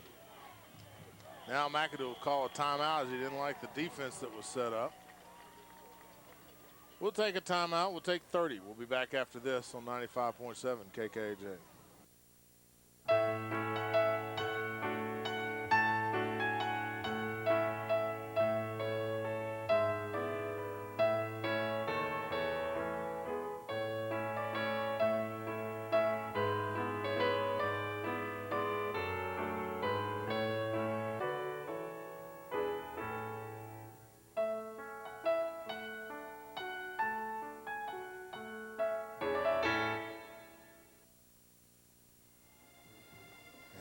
The timeout taken by Drew McAdoo. It'll be the first one. Timeout of the second half for the Tigers. They'll leave them with 2. The Bulldogs still with 3. 3rd down and 5. The ball's on the 25-yard line. Terry Long with Billy Wallace and David Polk. What a ball game. And Tiger fans, don't forget Ardmore Pee Wee League Super Bowl Saturday. Tomorrow evening, 6 o'clock. The 4th and 5th grade Ardmore Tigers will take on the Sulphur Bulldogs at 6 o'clock, followed by the 6th grade Tigers versus the Medill Wildcats. $1 for students, $2 for adults, and all proceeds go to the Arbuckle Pee Wee League. So go out and see the future of the Tigers on the field tomorrow night at Noble Stadium. And I won't have the Pee Wee scores, but I'll have all the area scores from around the area tomorrow morning at 8:30 or live from the Prairie Kitchen. It'll be the Mike Kellick Chevrolet Coaches Show. We'll wrap up all the district plays and try to figure out who's playing who. We'll have it all for you at 8:30 tomorrow morning right here on KKJ's. They hand off to Colbert. Colbert busts up the middle to the 30, 35. It'll be good for the first down. Nice misdirection there as McAdoo went left. Or went right, and Colbert went left. I love Jimmy Colbert's running style because he keeps his pads low, keeps his head down, but he keeps his eyes up and open, looks downfield, and is able to weave in and out and squeeze every yard out of that carry that he could. 1st and 10 Tigers from the 37-yard line. They'll move the chains, and now Colbert gets a break as he goes off to the sideline. Jermaine Stubblefield in there, going to get a carry possibly here on this time. And talked to his dad yesterday. He said he wasn't going to be able to come to this game. And, boy, what a game to miss. I formation, only a 3-man front for the Bulldogs. They'll hand off to Stubblefield. He'll bounce outside to the 40, down to up to the 45. It'll be a nice run there and a gain of 7, maybe 8 yards. Let's see where they mark it at the 45-yard line. So that'll make it 2nd down and a short 3. And Mr. Stubblefield would have liked that carry. Just a pitch going left, picked up 8 yards there on 1st down. Tigers would like to keep it on the ground, grind a little clock, keep it away from the guys wearing the Bulldog helmets over there and try to get a score at the end of this thing. 10:57 now left in the ball game in regulation.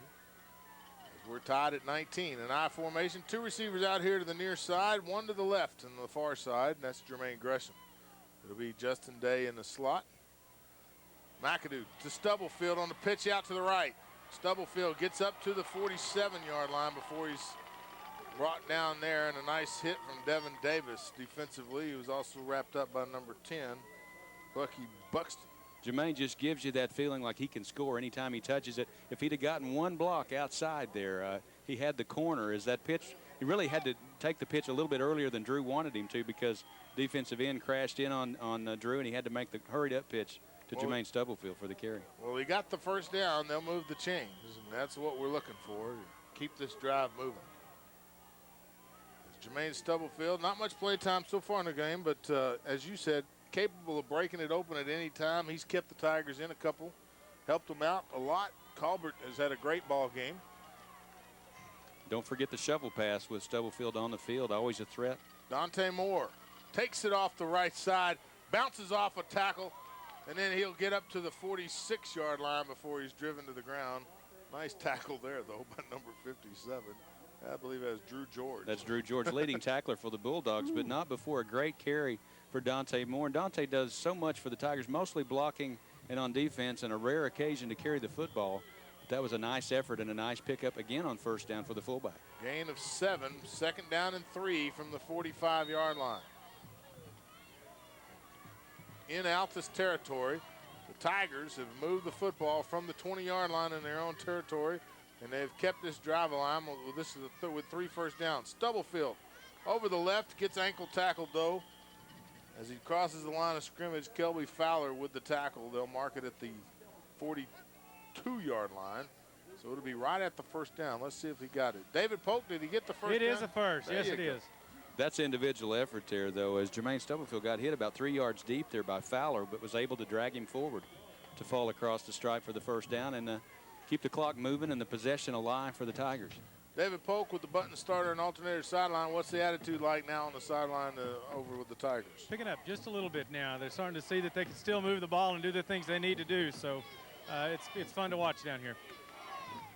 Thank you for that report. The button starter and alternator. McAdoo, draw play to Stubblefield. 40, 35, 30, 25, 20, 15, 10, and he's driven out of bounds on the far side of the field. Jermaine Stubblefield with a huge run off the left tackle. And he Mark got it down. Michael Hayes had the angle or he was gone there, but what a run. There's that burst of speed. When you get him the ball outside, he is scary. He takes it outside. Almost had it go the distance there. Michael Hayes fine play to bump him out at the 10. I'm sorry, at the 7-yard line. I'm a long way from it. Well, you know what? It looked like the 10 to me, too, when he went out. And Daddy Stubblefield, man, you need to be here. That's all I can say. Yeah, I'm sorry you're missing it, but it was a great run. You can watch the playback on Tuesday and Wednesday. 7 o'clock, Ardmore's Cable Channel 17. McAdoo under center, I formation. Stubblefield off the left side. He's going to get stacked up this time as 4 or 5 of the Bulldogs wrap him up. He'll get forward progression down to the 6-yard line, so it'll be a gain of a yard. And, boy, that just wasn't anything there that time as he got the handoff, got met by 4 defenders. They're still running tough, though, as he didn't give up any yardage. And it's going to be second down and goal to go from the 7, or the 6.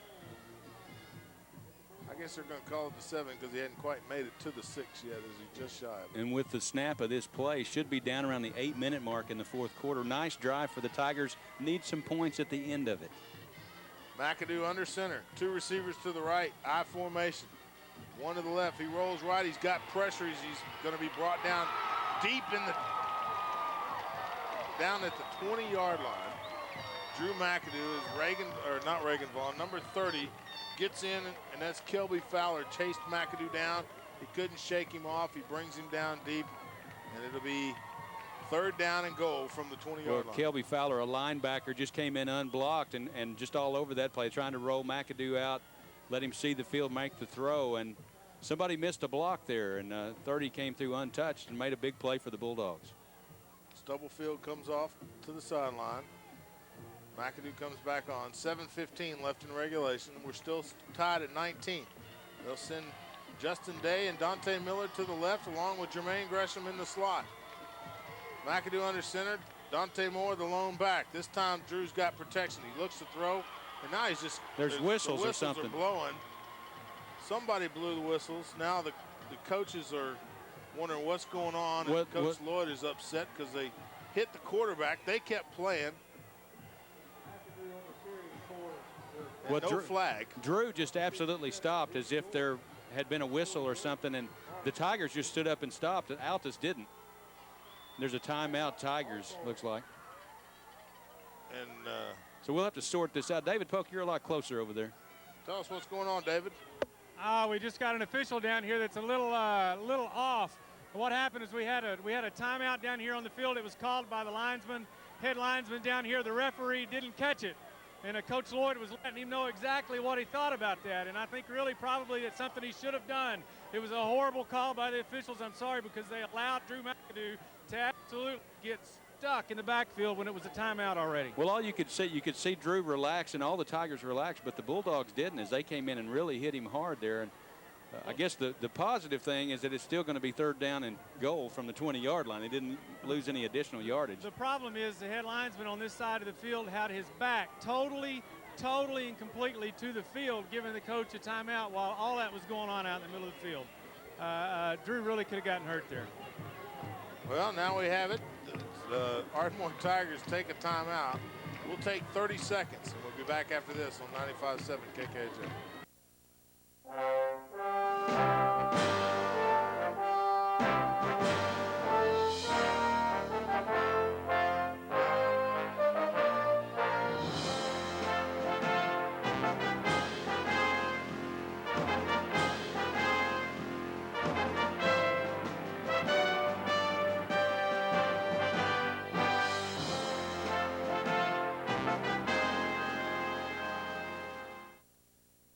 Oklahoma, where we've got a great ball game going for you. 6:57 in the 4th quarter. We're tied at 19. After the Ardmore timeout, it's going to be 3rd down and 20. McAdoo under center. Dante Moore, the lone back in the backfield. 3 receivers out to the left side. Bulldogs showing blitz. They'll launch it down into the end zone. Goes up high, and the Bulldogs stop the Tigers. Nice defensive move there by Holt as he knocks the ball down in the end zone. Well, what are your options here for the Tigers? 4th down and goal from the 20. They're going to bring on the kicking unit, and it's going to be Ryan Keaton. He's going to attempt to break this tie.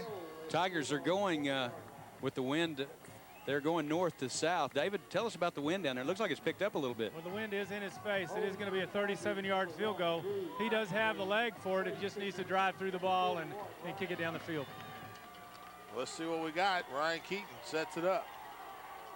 Drew McAdoo, the holder. The snap is good. The kick is up. It's going to go wide to the left and short. It will be no good, and we'll stay tied at 19. We're back after this. 95.7 KKJ.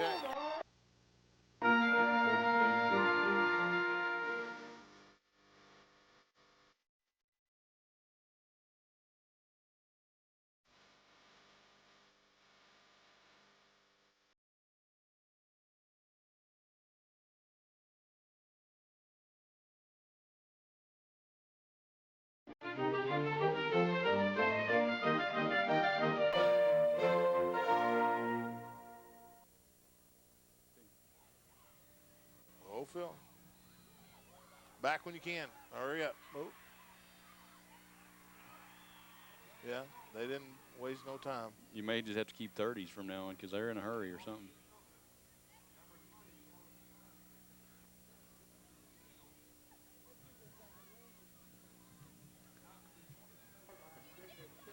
Welcome back to Altus, Oklahoma, where the Holt takes a keeper and moves it up 6 yards or 7 yards. It'll be 2nd down and 3 from the 27-yard line after the missed field goal.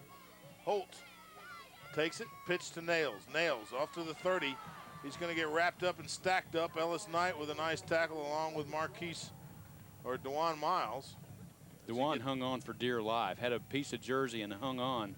Then Ellis Knight came up with the assist. It'll be right at the 30-yard line. They'll have to measure as it's going to be, I believe, good for a 1st down. Well, let's see what they say. David Polk, what do you think? I'm getting to the spot so I can see it. Yeah, I think it's a 1st down. If the line's straight, it's a 1st down. Well, you know, that line hadn't moved. And it's going to be right there at it. Oh, it's going to be just shy as they're going to mark it with a card. Let me see. My goodness, that is going to be a ½ inch if it's that. Nope, they're going to give it to him. Well, and we need to set it up for the folks at home. Altus, obviously, with the football, 6 minutes remaining, 3 timeouts remaining for the Bulldogs. 1st down at their own 30-yard line. But remember, they got quite a weapon. Already has a 47-yard field goal tonight, and he's going to have the wind at his back. So Tigers really got to dig in on D right here. And the momentum as the Bulldogs able to hold the Tigers as they threaten to score. It's going to be 5:58. And the clock ticks. Wishbone formation. Holt off to Shelley. Shelley tries to bounce outside, evades 2 or 3 tackles, gets up to the 36-yard line. And that's where they'll mark it. It'll be a gain of 6, maybe 7. That's just a good, tough run for a little guy. A little running back, Sean Shelley there. Just kept moving the stack. Gain of 6, 2nd down and 4, and they mark it at the 30, just shy of the 37-yard line. Tigers are thinking turnover here. Strip the football, try to rake it away from them. Obviously, Altus going to pretty much keep it on the ground as they have in this entire second half. They pitch to Nails. Nails is not going to get anywhere as he tries to continue with 2nd and 3rd effort. They're going to mark it. It'll be no gain. It'll be 3rd down and the same 3. There's a late swing there, I believe. As now, the Tigers' defense getting a little frustrated as they're well, I think starting to pound on Altus, and Altus is trying to. I think the running back took a swing though and got away with it. 3rd down and 4 now for the Bulldogs. They spread it out a little bit. They'll send one receiver here to the left side. They'll move the tight end over to the left. Wishbone, Holt, hands off to the man up the middle. That's Shelley. He 2nd, 3rd, and 4th effort, and he is going to make it to the 1st down marker. As Shelley with a nice carry there and able to gain the 1st down. That guy is much stronger than he appears. As look like the Tigers in good position as they really just submarined underneath, had him jammed up, and he's able to inch that ball forward. It's going to be close. They're going to measure. I think he got it from my angle. It's going to be well in front of the 1st down marker by a football length. It's going to be 4:18 in the 4th quarter. We're tied at 19. The Tigers with 1 timeout remaining. The Bulldogs with all 3. And they're going to want to run this clock as far down as they possibly can, punch it in at the very end. And boy, if you're a Tiger fan, pull the rocking chair up closer to the radio and hang on as the Tiger defense is trying to hang on. Tiger defense digs it in. Wishbone formation. The ball's on the ground. Holt picks it up. He's not going to get anywhere, and he's going to get thrown backwards. It'll be no gain. There'll be a loss of maybe a half a yard. They'll mark it at the 40, and it'll be 2nd down and 10. Fumble snap, and that is so important out of this Wishbone set that to have no success on 1st down. There's no gain because the bobble snap. James Holt had to go down and secure the football before he could try to even look ahead. Tigers all over him and stop him for no gain. Same formation. Holt under center. Gets down low. This time he keeps it, pitches it out to Snails. The ball's on the ground. He falls back on it. And they're going to give it, it's going to be Altus's football, but it'll be a loss of 6, maybe 7 as Holt tried to pitch it out and Nails. It hit him and bounced back to Holt. Boy, and that was good defense out there for the Tigers. They're in the backfield in a hurry, made him hurry the throw. Bad pitch that time, and Holt, to his credit, was able to go get it as Ellis Knight was right there battling for that football for the Tigers, but still a big loss of yardage. 3rd down and 16, and you know this is not a real comfortable situation for Altus. They don't like to throw the ball around that much. This is where the senior leadership really takes over on the defense. Maurice Grant gets in front of the defense. He's trying to pump them up, telling them to hold their ground. Now they get out of their formation. They move 3 to the right side. Holt rolls. He's under pressure.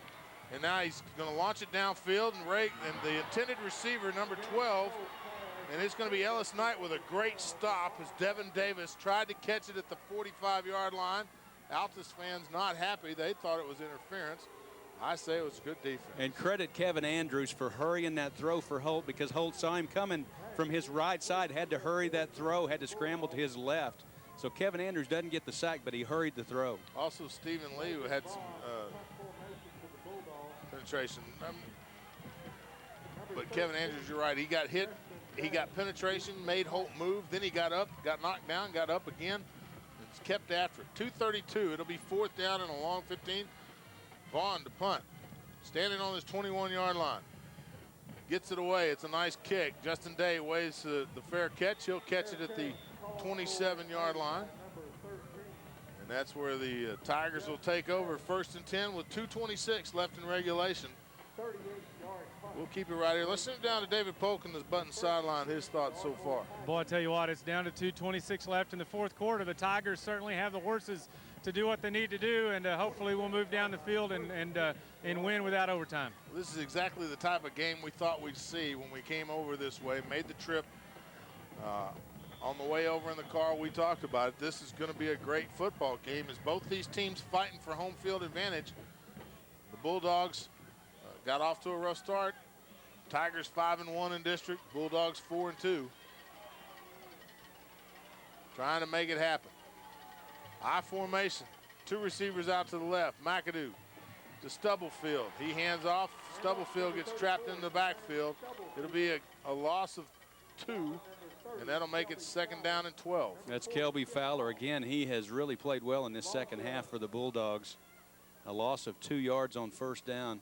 You have to credit the Tiger defense, though, as they dug in there. They got the stuff play on 1st down to really put Altus in a bad situation. Then the loss of yardage on 2nd down and hung in there to give their offense a chance to go win this football game. I formation, they'll send Miller over to the left side. They'll put him in the slot. Dante Moore back now. McAdoo pass. Miller caught at the 27, and he's stacked up as soon as he catches the football. It'll be a gain of 3. They'll get back to the original line of scrimmage, and it'll be 3rd down and 10. And that was just good defense out there as he had Miller on the boundary, but defensive back on that side, Devin Davis, made a quick recovery there and a good sure tackle in the open field. 3rd and 10. McAdoo comes off the sideline. 1:17 left, Terry. And the Tigers just have the 1 timeout left as they burned a couple in the second half. The clock continues to run.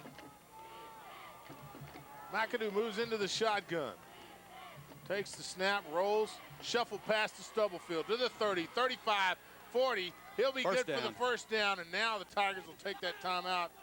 Or will they try to move they'll stop the clock while they move the chains. Exactly. That's what I was going to say. With 57 seconds, Tigers hurry up and line up at the offense, line of scrimmage. And we wondered when we'd see the shovel pass, and again it pays off for probably the biggest 1st down of the year for the Ardmore Tigers right there. A little different, though, as they shuffled it out to the outside and not up the line, right up the middle. McAdoo back to pass. Goes down the field to the right side. He's got Justin Day with a great catch, and it's caught at the 22-yard line, and he falls out of bounds, and that's what I'm talking about. Ladies and gentlemen, what a great catch from Justin Day. Drew McAdoo threw it the only place the Tigers could catch it. The Altus Bulldogs coach right on the line, judge, arguing the call. Not going to matter. Not going to matter as they mark it at the 22-yard line. It's 1st and 10, Tigers in Altus territory. And the Tigers just always seem to have a senior step up when they need a big play. Over the shoulder catch that time for Justin Day. I formation, Stubblefield dots the I. Justin Day to the near side, Gresham and Miller to the far side. McAdoo keeps it, goes up the left side, and he'll get up to the 18-yard line with 28 seconds left on the clock, and the clock continues to run. Tigers need to make this the last play before they call their timeout. And this is try and set it up for. This is going to be quick. Yeah, they're going to have to hurry because they always run McAdoo over for the play. Don't have time to do that right here. Now Timeout. McAdoo will take the timeout here instead of taking it after the play because he only had 9 seconds left on the clock. They're going to have to go ahead and try the field goal from here. Well, that or you're going to have to complete it on the sideline where you can step out to have time to set up for the kick, and you would like to save that time out to set things up, you know, for your field goal kicker to feel comfortable. What do you think? Do you try the fake field goal here? I don't think so. No, I think you got 9 seconds. You got to go deep into this corner of the end zone. You got to throw it to either it's a touchdown or he's out of bounds. And hopefully the clock stops on an incompletion if it's not a touchdown. That sets up the time for the field goal. Well, it just has keep it here though during the timeout. Just like we saw a minute ago, you know, the Altus knows about Jermaine Gresham and Dante Miller. Justin Day was the one to make the big catch a minute ago, and a lot of receivers to cover out there. You got to hope the Tigers can protect and find one of those guys open and a chance to make the catch and get out of bounds. David Polk, your thoughts on what's getting ready to happen? I'm just not really sure. I do think we're probably going to have to go into the end zone. We can go 9 seconds into the end zone, but McAdoo's got to be sure to get rid of the ball if he gets pressured any at all. Well, we're tied at 19. If he is pressured, I mean, it'll end the ball. We'll go into overtime. Well, he's got the leg to kick the field goal. That last one wasn't indicative of what he can do, so we'll see. It'll be Justin Day to the near side here on the right. I formation, Jermaine Stubblefield and Dante Moore. McAdoo back to pass, throws the fade to the end zone. Jermaine Gresham, the intended receiver, and nothing there. Is they're not going to call the penalty. Jermaine Gresham, the receiver, intended. It'll be 3 seconds left on the clock, incomplete, and the Tigers will try the field goal to win this ball game in regulation. And Terry, that was great coverage for Bucky Bucks, and looked like he must have had Jermaine's arms pinned down, because Jermaine never was able to reach up and make an effort for that football. No, he didn't, and then Jermaine tried to get separation, but it was too late. It's almost identical to the last time. It'll be a 35-yard field goal. Now Altus will try to freeze Keaton out as they'll take their timeout. We're going to keep it right here. Well, let's take a 30. We're back after this on 95.7 KKAJ. Tower Memorial Stadium. It's 19-19. 3 seconds left on the clock, and the Tigers are going to try a 35-yard field goal with Ryan Keaton from the right hash mark. Drew McAdoo, the holder. Another timeout for Altus. Another timeout for Altus. This time we're going to keep it right here as they try to freeze Keaton out, and they'll burn all their timeouts to do it. And guys, I remember these two teams several years ago at Walker Stadium going to triple overtime. Same type situation, only in overtime, where I think, I don't know if it was Ronnie Tips at that time coaching the Tigers, but used all these timeouts to ice the kicker. As the Tigers had missed an extra point, Altus was able to kick the extra point and win by 1 there at Walker Stadium years ago, back when they had a great team and the Tigers had a great team. And same type of ball game right here, same type of atmosphere. As both teams trying for a home field advantage for the playoffs, which start next week, next Friday night. The Tigers, if they are victorious, will play at home at Noble Stadium. The Bulldogs would like to play right here at Hightower Memorial next Friday night. And it's all coming down to this one kick. If it's missed, we'll go into overtime. If it's good, the Tigers will win this ball game. McAdoo, the holder. As we get ready to go at it now, the Bulldogs will take their 3rd timeout. And again, like you said, we're going to freeze them right here. We're still going to keep it here. I don't want to miss this kick, and I'm sure you don't want us to miss it either. And I don't Send it down to David Polk. And David, what's going through Ryan Keaton's mind right now? What's going through? Well, right now Ryan is just trying to think in his mind, this is just a practice. He does this every day. He kicks 75 balls a day.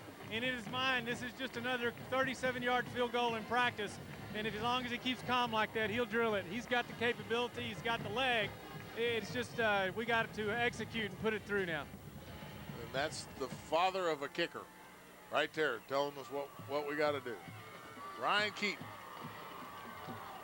one of the biggest kicks of his career, as he has done an excellent job for the Tigers this season, and really unexpected. I think the Tigers, it helps when they get this kind of. Now the Bulldogs stack up the line, and the snap is good. The kick is up, and it's blocked by the Bulldogs. It's going to be picked up at the 40, down to the 50, and the Tigers will go into overtime as the Bulldogs block the field goal. We're going to have to do it all again. And Jermaine Stubblefield with a big tackle there as that was blocked, and those guys had to hustle down there to get that Altus Bulldog before he could pick the ball up and run with it. Wow, what a game. We'll take a timeout. We'll come back with the first overtime after this on 95.7 KKAJ.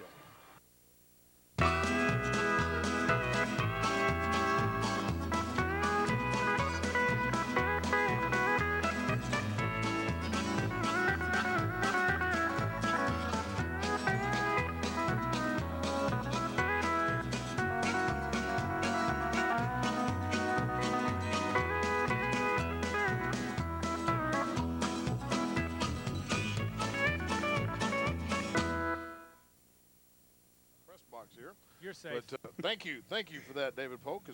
Let's run down real quick, and we'll send it down to our in-house referee, David Polk, and he'll explain the overtime to us. Well, what we've got going on right now, the officials had to put 3 minutes on the clock. They'll take it. They give them a little bit of a rest period here. They'll come back out. They'll flip a coin. One will take the ball. One will take the side of the field, and it'll be 1st and 10 from whichever side they go from. Each team will have 4 plays to score. They can kick a field goal. They can score touchdowns. It's just what they can do, and we go till we have a winner. Well, there you have it. And each, if you score on the first possession, and what's the strategy here is, do you want the ball first or second? If you have a good kicker, both teams have kickers. You've got a great defense. Sometimes you'll want to stand up on defense, and then all you have to do is kick a field goal.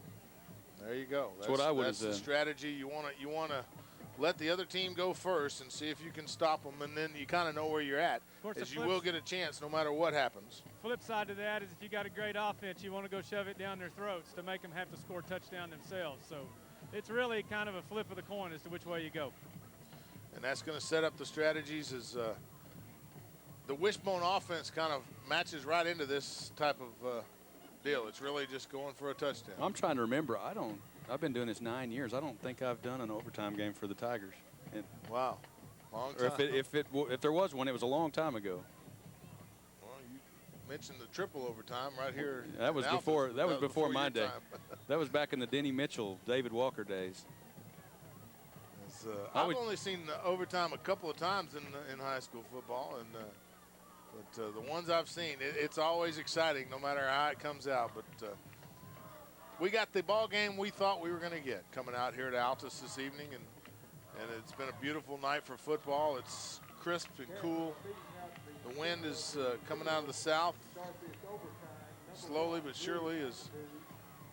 I would say David Polk go out there, but never mind. They probably wouldn't like it this time. They're going to flip the coin. It's going to be Drew McAdoo and Holt. James Holt for the Bulldogs at midfield. Not the captains, just the quarterbacks. What you have to like about this situation is the good thing about it, both of these teams are going to the playoffs, as it'd be a shame if either one of them missed the playoffs. But you'd certainly like to have the home field advantage, and that's what this overtime period is here to decide. We couldn't do it in 4 quarters. See if we can do it with an extra possession or two. Don't know who we're going to play yet. Is Shawnee and Bishop McGinnis and Carl Albert fighting out for that district. No, and quite frankly, we've been so busy with this game, we haven't had a chance to get scores. There's been no let-up in this ball game to give us a break to get on the horn and get some scores for you. Tigers try to stay loose on their sideline after the 3-minute break. And there's the flip of the coin. Let's see what they call. Altus is going to start the overtime. They'll be first, and they'll take the north end. Then the Tigers will have it on the south end. You know it's a good game when the home crowd stands for the coin toss. You bet. They've been standing since the end of that ball game. Nobody going to sit down in this overtime period. They're going to move to the north end. I knew they would go to the wrong end of the field for us. I can see well. Well, we appreciate that, David Polk. What little wind there is will be at the kicker's back, which seems weird to me when it's cold outside and the wind's from the south, but whatever. You know. As they set the ball on the 10-yard line, it'll be the Ardmore's defense on the field first, the Bulldogs offense.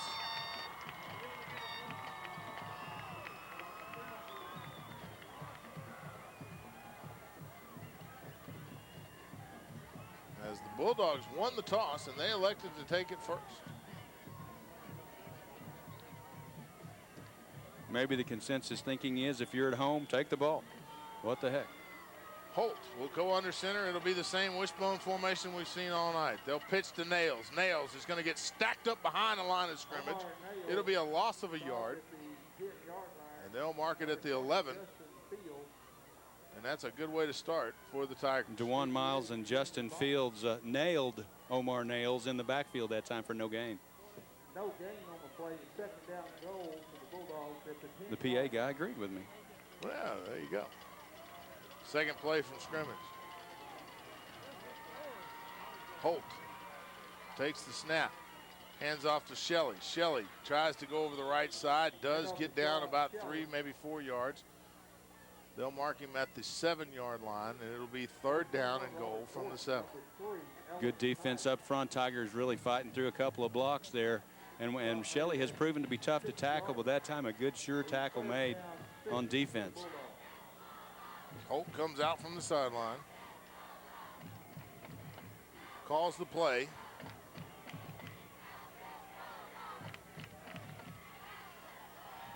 Takes the snap. He'll keep it, rolls to the right, looks to throw, he's under pressure.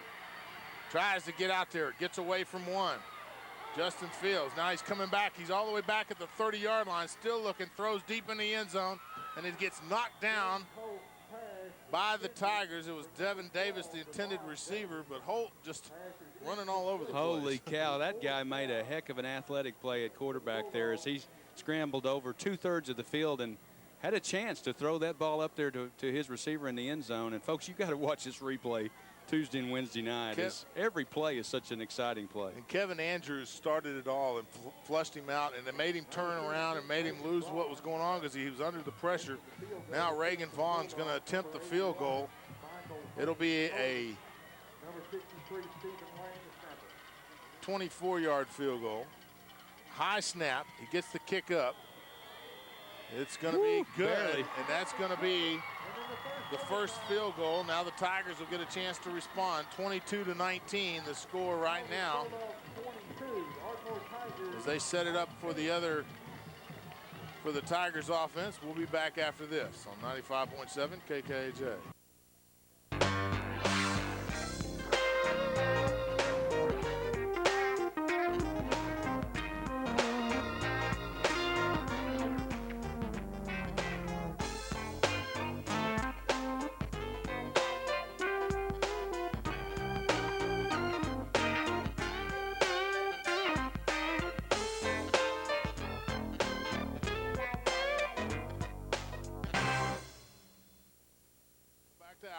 The Ardmore Tigers now, offense on the field. It'll be an I formation.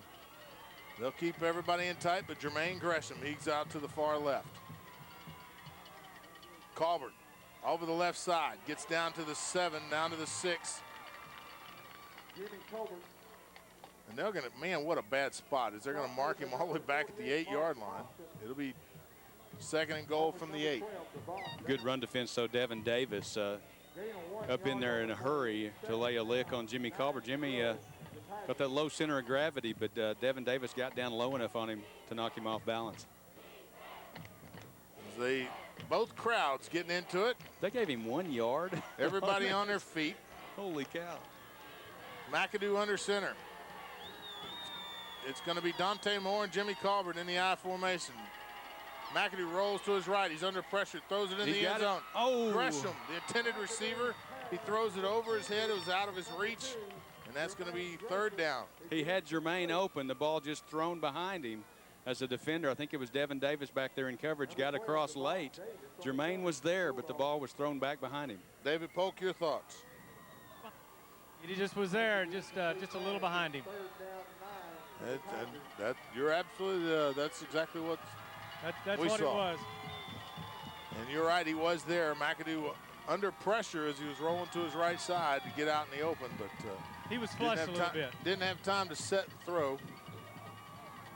He comes in with the play. It's 3rd down and 9 to go as the Tigers try to respond to the 3 points. They'd like to go ahead and finish this up here. McAdoo in the shotgun, rolls to his right, looking to throw, cuts up.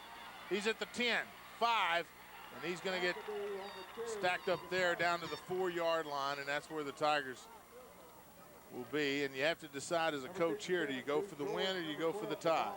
You got to go for the tie, I think. Some say go for the win on the road, but one thing Drew did do there is he got it down inside the 5, so it's just a little bit longer than an extra point here for your kicker. And that'll bring on Keaton. He'll set it up, and like you said, now he's not getting a very good hash mark spot as they mark him all the way over on the far left side. Ardmore will take their timeout. How about that Bulldog defense? We don't need to hear the Bulldog defense from the PA. But they've done a good job on defense.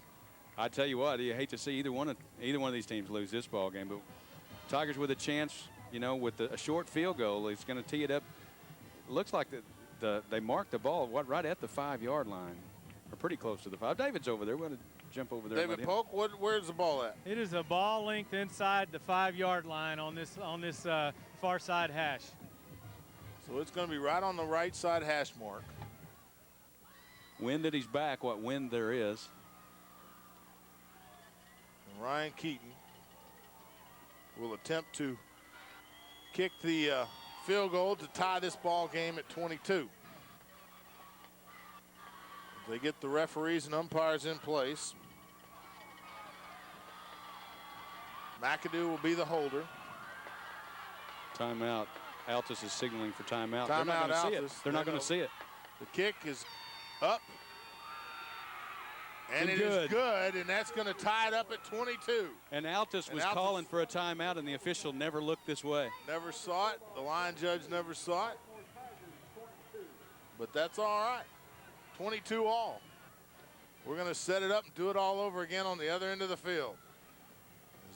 We'll take 30 and back after this as Altus will have the ball. 95.7 KKJ.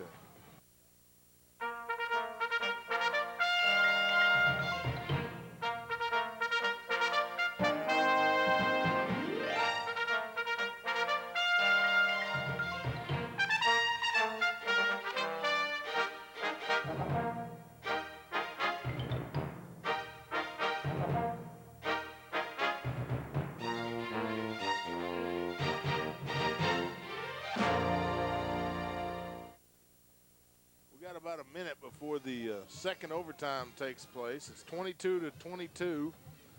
We were tied at 19 in regulation on a great football game. Both teams have had a turnover. Both teams have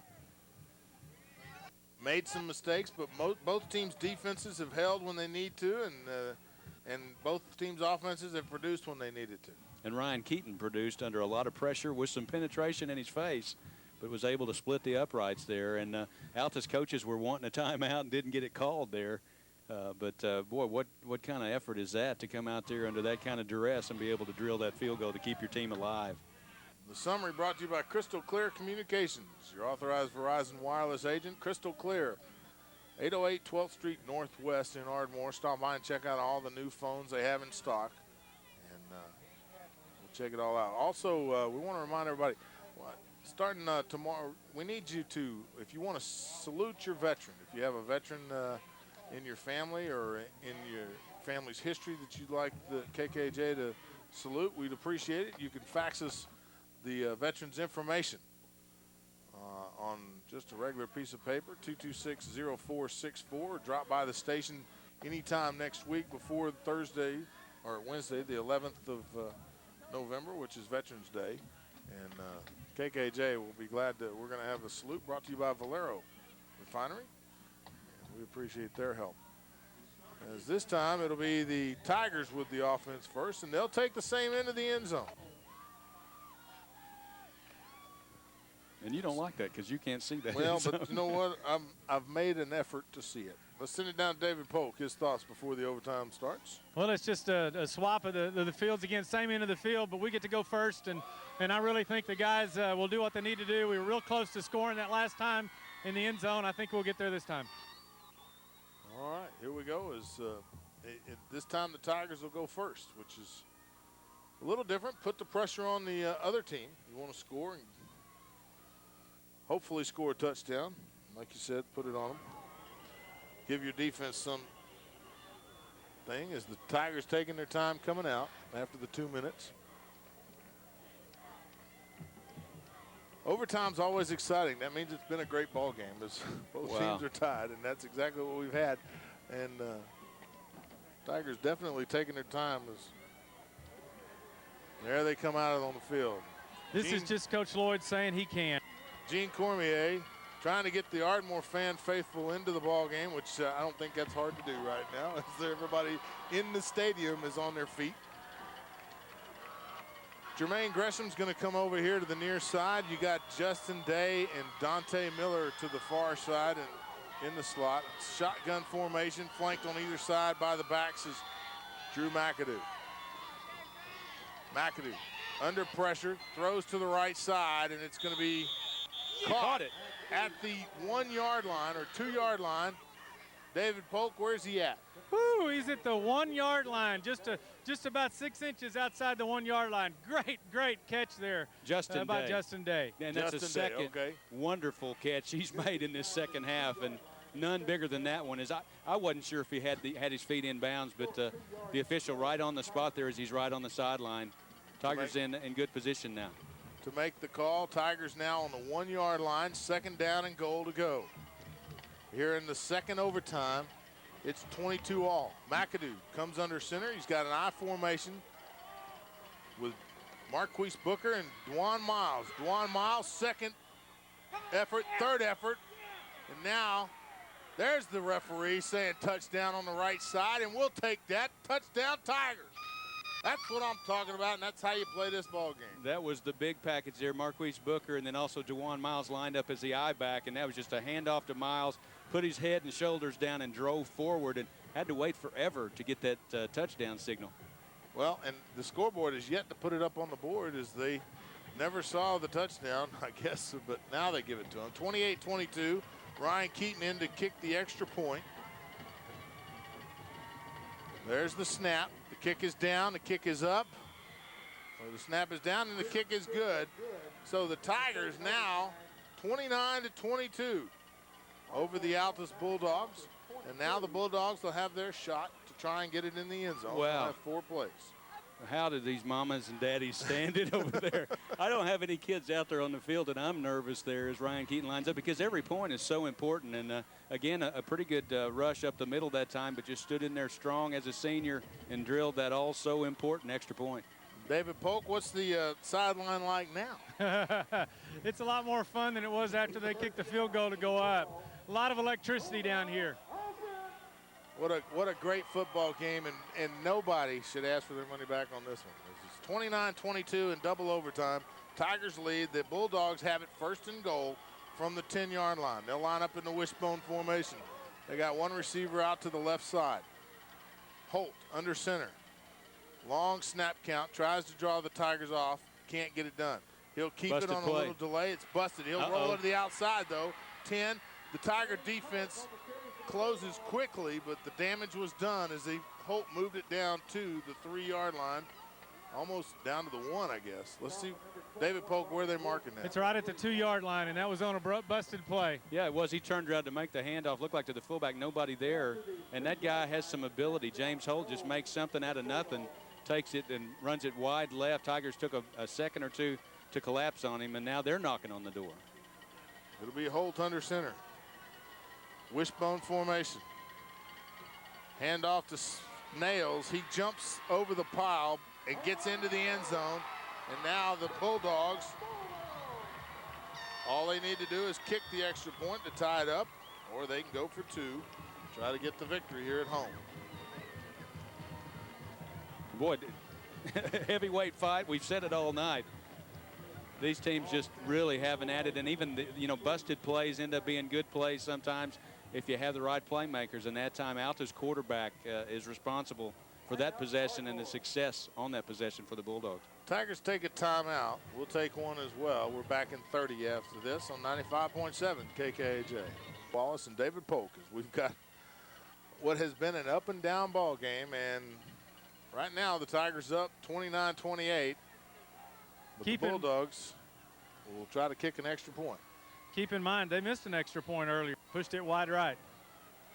That is true, which set this whole overtime up. Tied it at 19. It'll be Reagan Vaughn, who has had a 37 or 47-yard field goal, but he has missed an extra point. He'll line it up. Tigers bring in their tall guys, try to knock it down. Low snap, they get it up, the kick is up, and it's going to be good, and we're going to do it again for the 3rd time. And boy, their holder made a great play there because that was a low snap. He had to go down, get that ball off the turf to get it set up for Reagan Vaughn. Really did, and that's going to tie it up at 29. We're back after this on 95.7 KKAJ.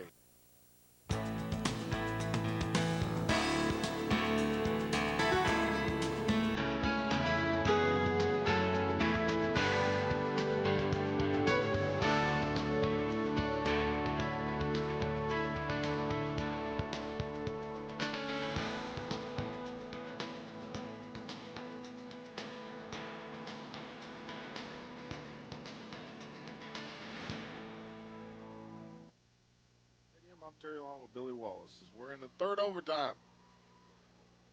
I want to remind everybody tomorrow morning at 8:30 I'll be at the Prairie Kitchen live and on location. It's the Mike Kellick Chevrolet Coaches Show, and we'll have all the area coaches. We'll try to hopefully have some of the Ardmore folks there. This game here, there's a lot of talking needs to be done about this ball game. But we'll be there at 8:30 right here on KKJ, and we'll wrap up all the regular season games, tell you who's in the playoffs, who's not, and hopefully have all the districts lined out and figure out who's playing who.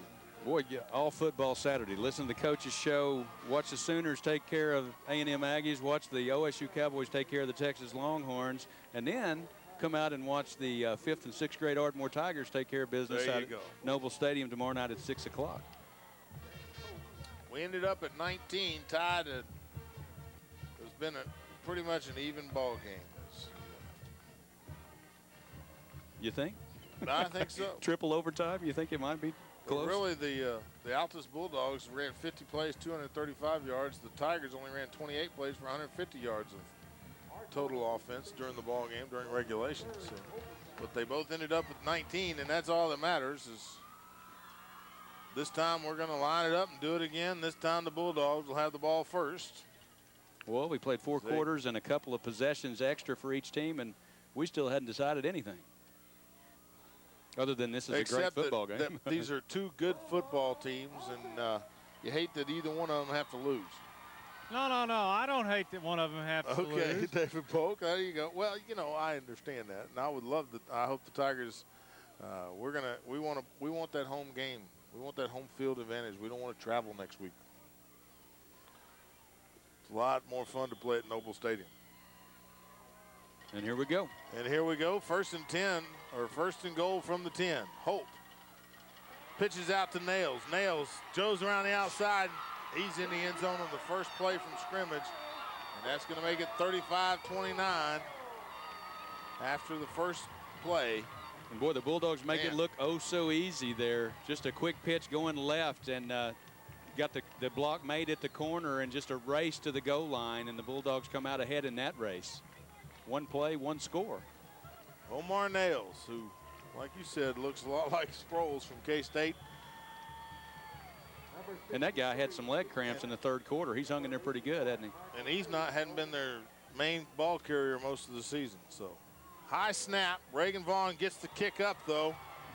Barely, but it does go through the uprights. It'll be good, and that'll make it 36-29. And now the Tigers will have to respond in kind. Wow. Field goal won't get it done. And now the Altus Bulldogs up by 7. They're going to try to stop the Tigers. David Polk, your thoughts? Well, I tell you what, it just comes down to just, again, as you've said all night long, 2 talented teams. And Altus came out and showed us what they're made of there, and now we've got to respond. How many momentum swings have we had tonight? Every possession there's a momentum swing. The Tigers have been fully capable of scoring. Of course, they get the same setup, 10-yard line, 4 downs. Now they know what they have to do. Got to have the touchdown, the extra point.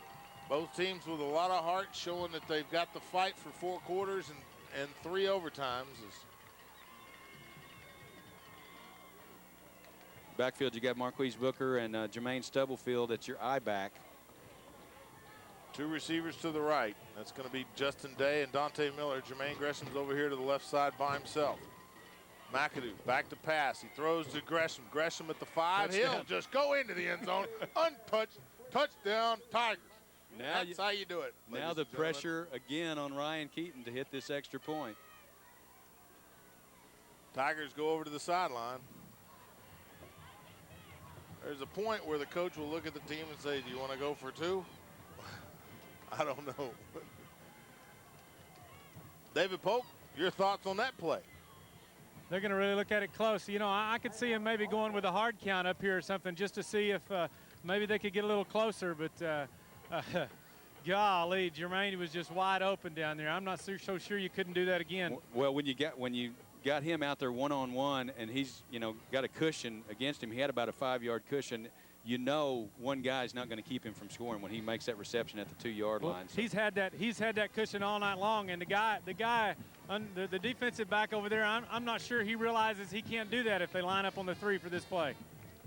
36-35. The Bulldogs lead it by 1. Tigers yet take the time out to discuss what they want to do, whether they want to go for 2 or take kick the extra point, try and tie it up, take it to a 4th overtime. I'll tell you what, I'm exhausted. We've been sitting down and standing up and sitting down. don't want to mess things up. I think we've been standing for most of the overtime, so we sure want to stand. Well, whatever the decision is, the Tigers know what it is because the coaches are walking back to the sideline. So the offense comes out onto the field. They'll go straight to the line of scrimmage. Jermaine Gresham out here by him. Now the Bulldogs take a timeout. The Tigers were going to go for 2, and the Bulldogs weren't quite prepared for that, so they called the timeout. And Gresham was out here by himself. Wasn't nobody out there. And I'm sure if the referees hadn't seen that timeout, the coach would have made sure they did. Wow, does it get any better than this? David Polk, give me that Jerry Clower impersonation.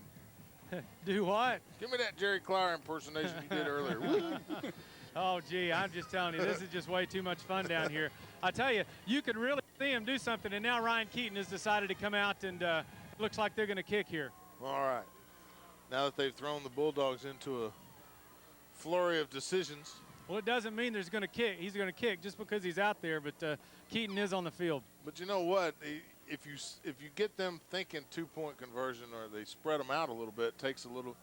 It may open up something on a fake possibly. But if you're going to put all your money on this one play.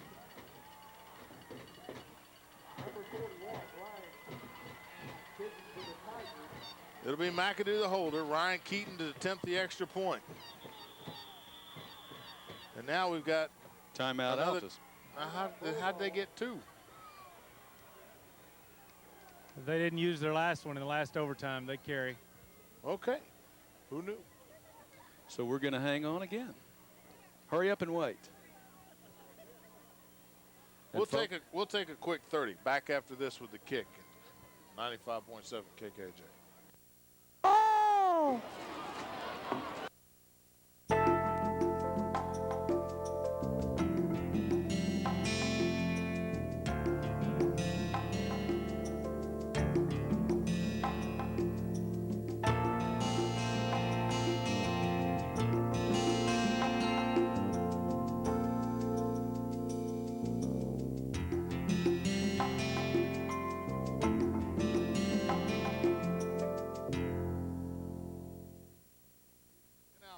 Appreciate you joining us. If you've been listening to another game or whatever, we've got a great one here. 36-35, third overtime. Ryan Keaton to attempt the extra point to tie this ball game up again.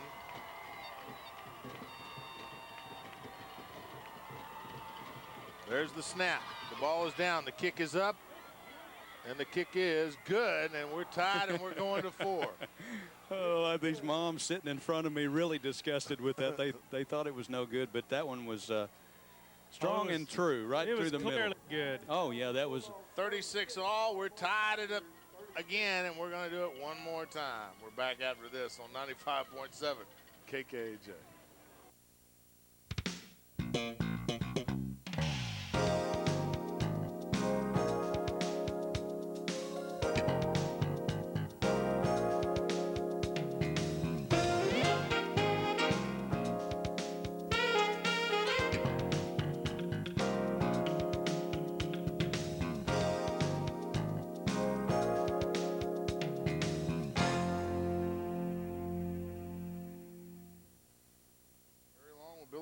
And David Polk, as we've had a great ball game and a great finish. We're in our 4th overtime. We're about a minute out. What finish? We hadn't finished We yet. hadn't finished yet. Yeah, but man, what a great game it's been. Back and forth, tied. Most of the 4th quarter, it was tied at 9.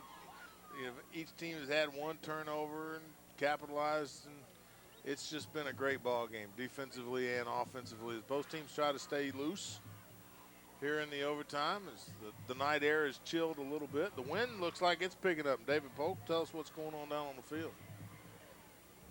What's going on down on the field? I'm sorry, had a guy asking me who was a longtime radio guy for KKAJ sometime back. Gee, I didn't know.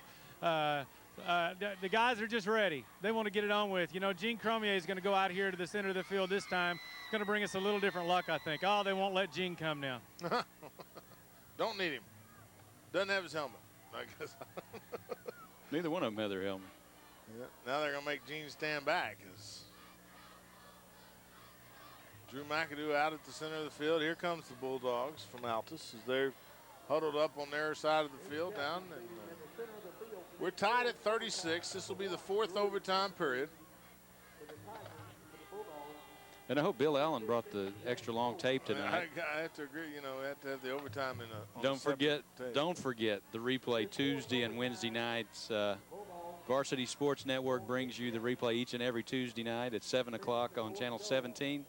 And you certainly want to see this one. And Mr. Stubblefield, you better tape this one. You bet. Since you didn't make the drive over here. This will be a good one to, if you want a copy of the tape, I'm sure you can get a hold of Bill Allen and he can probably make for a price.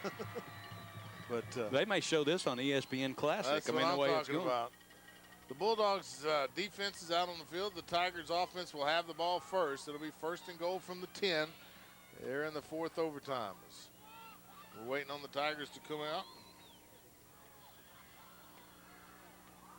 You can tell it's a good ball game. If you've never been in the press box here in Altus, it's kind of small, kind of cramped. It's one long hallway and it's separated by doors, and everybody comes and goes and walks all through the ball game. But since the overtime has started, not one Nobody door walking has through. moved, not nothing. And maybe we got the combination as you stand and I sit. Maybe this will pull the Tigers through that'll here. work. Change the luck a little bit. McAdoo will get under center, and he's got one lone back. That's Jimmy Colbert. He's got 3 receivers over to the right. Jermaine Gresham over to the left by himself. McAdoo stretches to Colbert. Colbert steps, jumps over the pile, and falls forward. He'll get down to the 7. It'll be a gain of 3, and it'll be 2nd down and goal. Nice run there as he hurdled the big guy. I think that was the kicker, Reagan Vaughn, that he hurdled at the line of scrimmage to pick up the yardage that he got. And you're fogging up. I'm fogging up the window. Now you've smeared it up. Now you've really done it, Terry. It's all right. It's all good. We can handle it. Back, McAdoo. Again, a lone back, and that's Colbert. 3 receivers stacked up tight on the right side. Now he'll take the Ardmore timeout. He didn't like the defense. Well, that time Gresham lined up wide left, and he's got a big guy in defense out there. The quarterback for the Bulldogs lined up on him over there, James Holt. He's 6'2", so he's got some size out there as they get a little bigger player lined up on Jermaine. And another timeout. Boy, we have had to burn through some timeouts tonight. It's got to be a. What are you wiping that with my jacket? Because it was on the floor. It was so I figured it was already. I can't find my jacket. What kind of respect is that to clean the window with a man's 36 jacket? All, and we're in the 4th overtime as we continue with the timeout. We're going to keep it here. Let's send it down, David Polk. And you don't have a window in front of you, do you? I don't have a window in front of me. I've got great views down here. It's going to be 2nd and 8 here, and again, they're playing 5 or 6 yards off of Jermaine on the other side of the field. Now they're bringing him to this side of the field. I think you'd have to go to him. Oh, but look here, they're bringing everybody this way, and Dante's on the other side. All right, as we get ready to get back at it, it'll be an I formation this time. It'll be Justin Day in the slot. Now they'll hand to Stubblefield. He's going to get stacked up behind the line of scrimmage. It'll be a loss of 3, and it'll be down at the 11-yard line or 12-yard line, and it'll be 3rd and goal.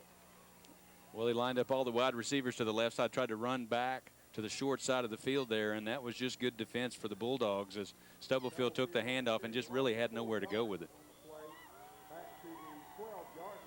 Tigers offense has been able to put it in the end zone 3 times in a row.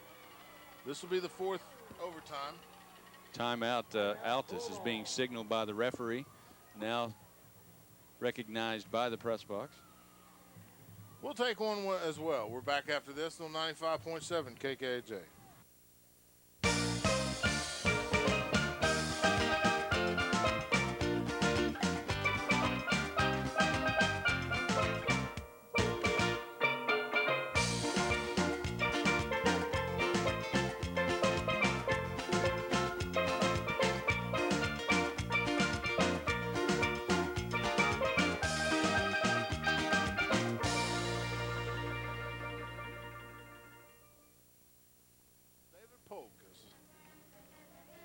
Come on the 10:30 hour.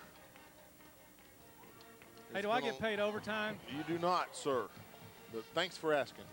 As we are in the fourth overtime, the players, you can start to, you can tell this game is worn on, and they've got to be tired, and they're just going to having to dig down deep to make it work. Tigers have to make a play, though, as they've gotten themselves in a 3rd and long situation, 3rd and 12, and obviously would like to have the touchdown. Would like to figure it, would love to have the touchdown, as this is the first possession. I formation. It's Gresham and Day in the slot. They'll hand off to Colbert. Colbert goes over the left side and up the middle. He'll get back down, and now we have a flag on the play. Came from down to the 6. Came from the line judge. David Polk, what'd you see? I didn't see anything. It was on the other side of the field. Tigers are backing up. False start on the Tigers. That'll back them up to the 17-yard line, and we'll do it again. Jermaine was leaning at before the snap. And that was just a handoff to Jimmy Colbert, staying in the middle of the field there, trying to pick up what he could. Looked like Tigers kind of just playing for the field goal and trying to keep it in the middle of the field and get as close as he could. And boy, that's going to be a big setback. So they're going to set it up and try it again. McAdoo comes out with the play. Got about 10 seconds left on the play clock. I formation. 2 receivers left, 1 to the right.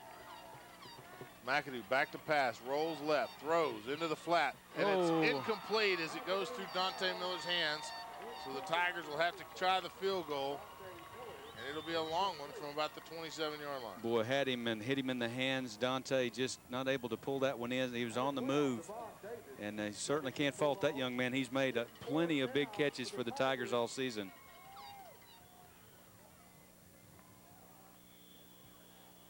Is now the Bulldogs. This is not an easy kick, guys. This is not going to be an easy kick, and David Polk, set it up for us. It's 4th. It's on the 17. It's a 27. It's a 35-yard field goal here. Again, he's got the leg for it. It's on the right hash. It's a good hash for him. McAdoo, the holder. The snap is good. The kick is up. It's got the distance. No good as he pushed it to the left side. And now the Bulldogs will get their shot to try and win this ball game. Let's see what happens. Great defensive stand. Of course, the penalty didn't help things there as it backed the Tigers up even further. And that was a pretty long try there for Ryan Keaton, who certainly had a good night for the Tigers. And now Tiger D's just got to hang on. Tiger defense has been able to hold. And you got it right here. You got to hope for a turnover or a big play or a loss of yardage or something like the Tigers just had happen to them. And you've always got that chance when you get a chance to play defense. One thing we know about this Tiger team is that they do not give up. They play the entire time.